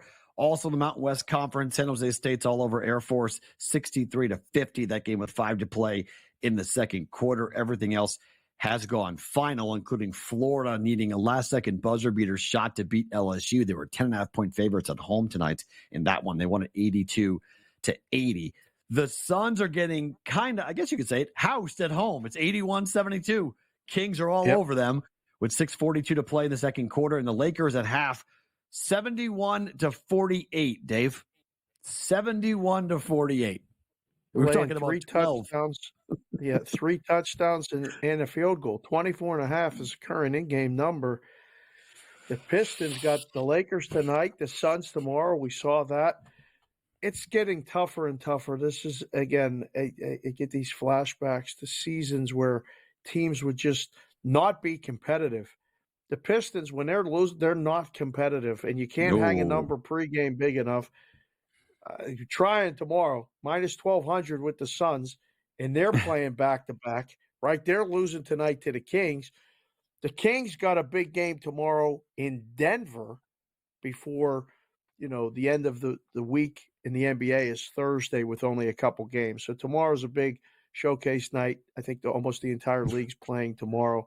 There will be some games. 1, 2, 3, Cancun. Right. Goodbye. 1, 2, 3, Cancun. They don't want to play these games. This is like the last day of school. Like, this is just, nobody wants to go to chemistry class. Like, they just want to go somewhere else. Did you like chemistry class? I actually liked chem. I didn't like physics. I liked chem. No. Yeah. Math and Chem science, as you can imagine. Yeah, math and science, as you can imagine, weren't my greatest suits. Argumentative classes like social studies and English, I rocked. Yeah. I was an AP in those. Everything else, no. Math and science were fine. I passed. So good. I did enough to get my degree. Okay, I graduated with it, but then not something. Survive in advance. Yes, my daughter loves math. Like, she loves talking about math. She loves having conversations about math. So I'm always like, I don't know whose kid are you? You're not my kid. This is great. Like, she loves decimals. She loves fractions. Like, she's all in on all this math stuff. So, which is good. She wants to be a scientist. So it's perfect for her. But I'm like, yeah, that's Dad's great. not. Yeah. She wants to be a singer and a scientist. Go figure, right? So, like, yeah. The problem is you can't help her with the homework when she gets a little bit older. Here's the problem, though, Dave. Here's the problem. And she has me beat every time on this. So I give her quizzes all the time in the car, right? I'll just say, like, what's 128 minus 80? And so, like, I'll just come up with a number because, like, I'm drinking a gallon of water a day. Okay, it's 128 ounces. So I'm keeping track of how many ounces I've got. So I'm like, Madeline, how many more ounces do I have to drink today? 128 minus 80. And she'll go, that I will use a calculator my entire life, right? Like, I'll never do this freehand or in my brain ever, right? So she's like, why do I have to answer this? I'll just use my iPad and go on the calculator and figure it out that way. And, like, I don't know how to say, like, you should know this, but, like, I know that she'll never have to worry about that because that's true. Like, they'll always have calculators on their phones, it's a fair point. iPads. So it's hard to argue with the kids when they make that point of, like, wait a minute, you don't do math. I'm like, that's true. I use the calculator for everything. Just go ahead and like, I don't think about it and I'll write it down. Just do it on my phone. So on that level, it's not really fair, but I want her to know it. I'm like, you should know this stuff. It's like, you don't know this stuff. I'm like, that's fine. True. Yeah, I don't know it either. So. All the time, the kids know when they start to tell you and they get you like that. And you're like, okay. Next subject. Did you see? You needed a calculator tonight to count the Edmonton Oilers goals. They got 8. How about that? And you try to, get them off pace. They put up 8 tonight at home against the Red Wings. Edmonton. Can I ask you a question? Can I ask you a question? Because we're halfway through the show. So I just, on a scale of 1 to 10, how much do you like tomorrow? How much do I like tomorrow? You don't know what tomorrow is? Wow. What's tomorrow? Oh, that's not good. I know what tomorrow is. Do you know what tomorrow is? Of course I do. It's Black Wednesday. Black Wednesday, you're calling this? Oh, if you're an old school Matt Perrault radio listener, you're laughing right now because I did this for years. For 20 years, I've been doing this. I call whatever Valentine's Day is, it's black, whatever day it is. It's everyone wants to wear red and get all lovey-dovey and fun, and I hate tomorrow. I always have. You hate tomorrow? Married, not married, single, in a relationship, it don't matter. I hate tomorrow. Tomorrow is a manufactured, made-up day to make men look bad. That's all it is. Really? It's all tomorrow is. It's all tomorrow is. It's 100% manufactured way to get your money and to make men look bad, period. Okay. You know, my house is an ocean of estrogen, right? Oh, yeah. I have a wife. My daughter could care less. I felt like a champion today when I asked my kid, what's going on tomorrow? She's like, I don't care about tomorrow. I go, you don't care about tomorrow? She's like, no. I go, do you want to do Valentine's Day cards for kids? She goes, no, I don't want to get in on a Valentine's Day card. I go, really? She's like, no, I have no interest in doing Valentine's Day. I was like, you are my kid. I was like, that is phenomenal. Listen, Jess, girls, they're all watching us downstairs right now. Okay. Everything that he said, not true. Okay. It's 100% true. It is 100% true. Because you buy flowers for Jess and bring it in person to her place all the time. Not tomorrow. You do it in September. You do it in October. Well, smart. You shouldn't do it tomorrow because tomorrow's forced and manufactured and created for double the price. And double the price. Double the price. It's done. Yeah, I'll show up on Friday. Unexpected. A gift unexpected. 100%. And a good price. I'm all for it. But yeah, like I remember the days of trying to hustle and get restaurant reservations and everything. It is a tough one for the guys out there to live up to expectations. What do you get? Where do you go? What did he do? The question is, what did he do? That's what the friend asks your girlfriend, your wife. What did he do? Because you have to have to match up to the standards as to what that said person asking the question, what you're supposed to do as a guy, as a male. There's no reciprocal situation here. There's no guy asking a guy going, so what'd you do for you? Huh? So what'd you do for you? Valentine's Day, what'd you do for you? We never asked. Oh boy, look at that face. He froze. Somebody zapped him because he's talking about Valentine's Day like this. Bam! You got a lightning strike right now on you. Yeah, right. Take me out. Fine. But it's what it is. It's just, it is a day that is designed to trip us up. That's all it is. It's a tripwire that sets off a nuclear bomb in your life if you don't actually do what you're supposed to do. I cannot stand tomorrow. I've always had a massive problem with it. I've had a problem since I was probably 15 years old. And the first time I really kind of figured out what Valentine's Day was, it's like, well, that's a joke. What are we doing? Really? I have to live up to some standard set by some person on wherever about you have to do this. What's the other side of this? It's a joke. I can't stand tomorrow. It's ridiculous. And I'm so happy my daughter is at 9 years old. She sees the scam. She knows it's a ridiculous thing. It's great. Absolutely great. She's not buying into it. I was like, do you want Valentine's Day cards from your other classmates? She's like, no. She's like, well, I don't want Valentine's Day cards. They're just cards. It's like, yes. It's like, you understand this. I hope though, she doesn't go to school tomorrow and everybody gives her one and she don't have nothing for nobody. I asked that question. I said, how many kids in your class? I said, there's 26 kids in your class. How many of them are going to do Valentine's Day cards? She said 6. I said 6. She goes, yeah, about that. About 6 kids will do it. I said, really? I was stunned. I thought it was like a requirement because the way they do it is you must buy the same number of kids in the class and you cannot personalize it. It's just a random, you just sign your name. Why would you be able to personalize? Because they don't want anyone being left out. They don't want it to be like you're my Valentine.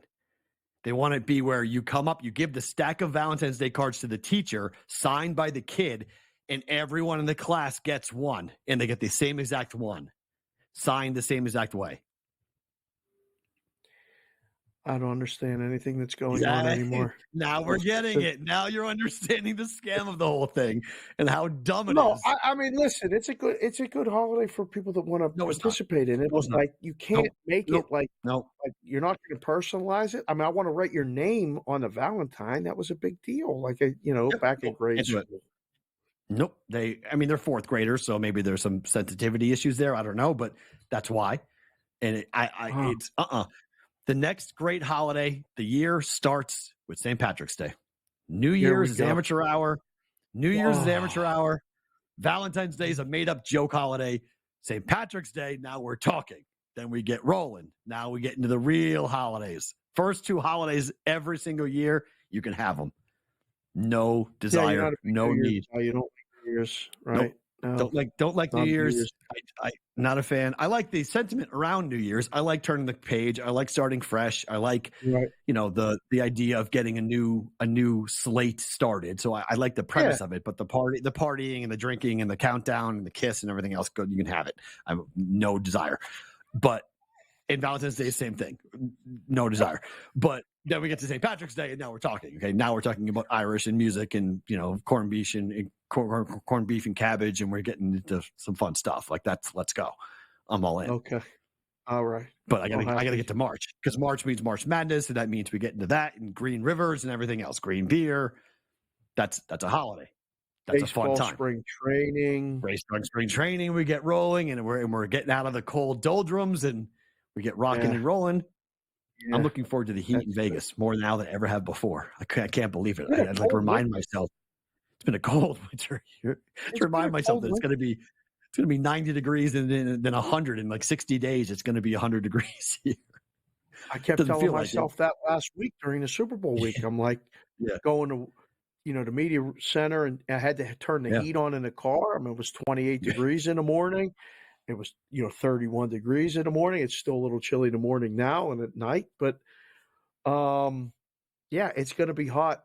I can't believe you said St. Patrick's Day. That's the ultimate amateur holiday. There's no requirement. There's no gift requirement to it. There's no behavior requirement on St. Patrick's Day. None. You can do it in your own way. You can have one drink or none. You can go to a party or none. You can wear green or not. There's no requirement. There's no standard for St. Patrick's Day. There are standards for New Year's and standards for Valentine's Day that I cannot stand, because it's all about getting in your wallet, getting the money out, all of it. How about cupcakes for the class tomorrow? Cupcakes is a good idea, no? You can't bring outside food. It's 2024 days. You got to run through a whole process to get food brought. It's a big deal. Allergies and kids and everything else. It's not like how we were when we were in school. You just come, your mom came in, baked a bunch of cupcakes and gave it to the kids, and nobody worried. Now there's got to be there's contamination worries. There's, where did you make it? Where did you buy it? It has to be sealed. It's a whole different story. So no, you can't do that. Even though it makes sense, you can't do that. InGame Live Tuesday. What's up? Don't move. More to come here on SportsGrid.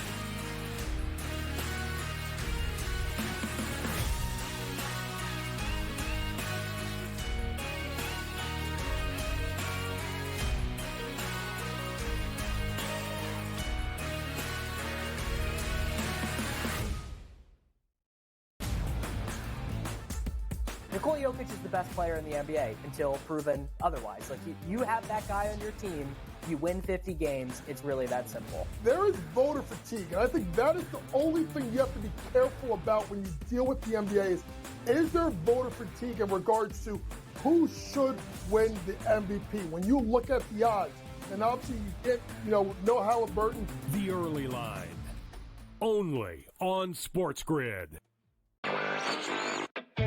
Over $200 million in the state of New York in sports betting, half of that going to the state. All thumbs up, I guess, across the board here, right? Yeah, New York just continues to be the standard bearer for the industry. People are betting a ton on NFL. We've still got March Madness coming up. This is really the prime time for the U.S. sports calendar with the NFL playoffs, Super Bowl, and then, college basketball, NBA, NHL in full swing. Newswire, only on SportsGrid.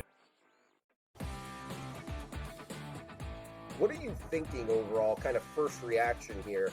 Patrick Mahomes, his legacy. I don't know how far his drive is. Is his drive to become known as the greatest quarterback of all time? I don't think matching Super Bowls will really do that. I think there'll always be, the Brady people will always say, listen, it's a different era. Football Full Circle, only on SportsGrid. Your gut says Miami is going to win, and you should take the over. Your gut also said your NFT selfies would only go up in value. They didn't. But your head is on SportsGrid and knows the QB is in concussion protocol. The backup has a 45 QBR against the zone coverage. The New York D has the most sacks in the league. So yeah, trust your head. It's smarter to be on SportsGrid. It's smarter to be on SportsGrid, your 24/7 sports wagering network. Well, look at the Heisman Trophy The early race line. and what it all means. Individual success. You should have tried to get something for Anthony Rendon. Not bought at the deadline. Newswire. We're getting a lot of news, trades, cuts, and some movement in terms of starting quarterbacks, Perrault, backup quarterbacks. coast to coast. I want to watch great players make buckets and win games. Game time You have decisions. no idea what the heck the Blazers are doing and what they In-game live. Just Prime took 'em time. yard for a grand slam. The bottom of the fourth inning in a 12-2 baseball game. We got football scores going on at Wrigley right now. Sports Rage That was late get better. night. We waited for a 1.5. We got paid. We did. Did like a 2.5. Jumped on There's it. no taking weeks off in golf betting ever. These are the best weeks to bet. It's smarter to be on SportsGrid.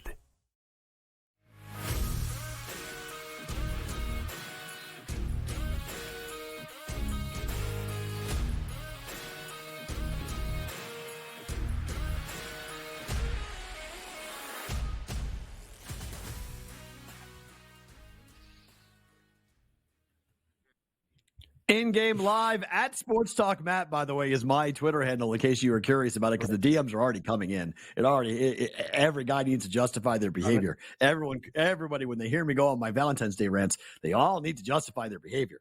Hey, I buy flowers because blah, blah, blah, blah, blah. I don't need to. You do what you need to do.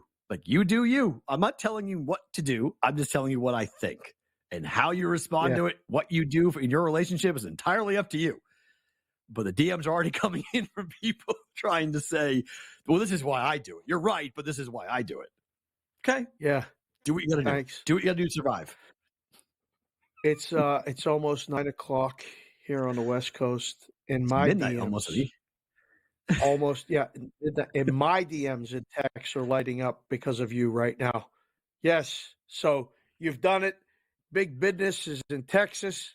He said, tell them to slow down a little bit. It's not like that all the time. Oh, yeah, it is. Oh, no, there's no debating it. If you're going to pay double, if I walked to you and said, hey, by the way, that minus 2.5 tomorrow, yeah, it's minus 220. Not minus 110. It's minus 220 now. You want it still? No. Yeah, you're going to go, I don't think so. But tomorrow it's minus 110 again. Just for tomorrow, for the 14th, it's minus 220. Every bet on the board is minus 220. And then on Thursday, it goes back to minus 110. You okay with that? You comfortable with that? No. And by the way, if you don't pay that minus 220, your entire behavior as a spouse, husband, boyfriend, whatever, gets questioned. And you're not up to par. You're not considered to be a decent gambler or someone that should be allowed in the book. That's what Valentine's Day is. You may have to take a ride in a car and take it just go for a long drive and do that tomorrow. I don't want to lay 220 on a bet with a point spread. No, I'll do it. Exactly. Thank you. No, thank you. I'll wait till Thursday and buy everything that's cheaper. Hour 3 is on deck. Don't move. In-game live on a Tuesday into a Wednesday here on SportsGrid.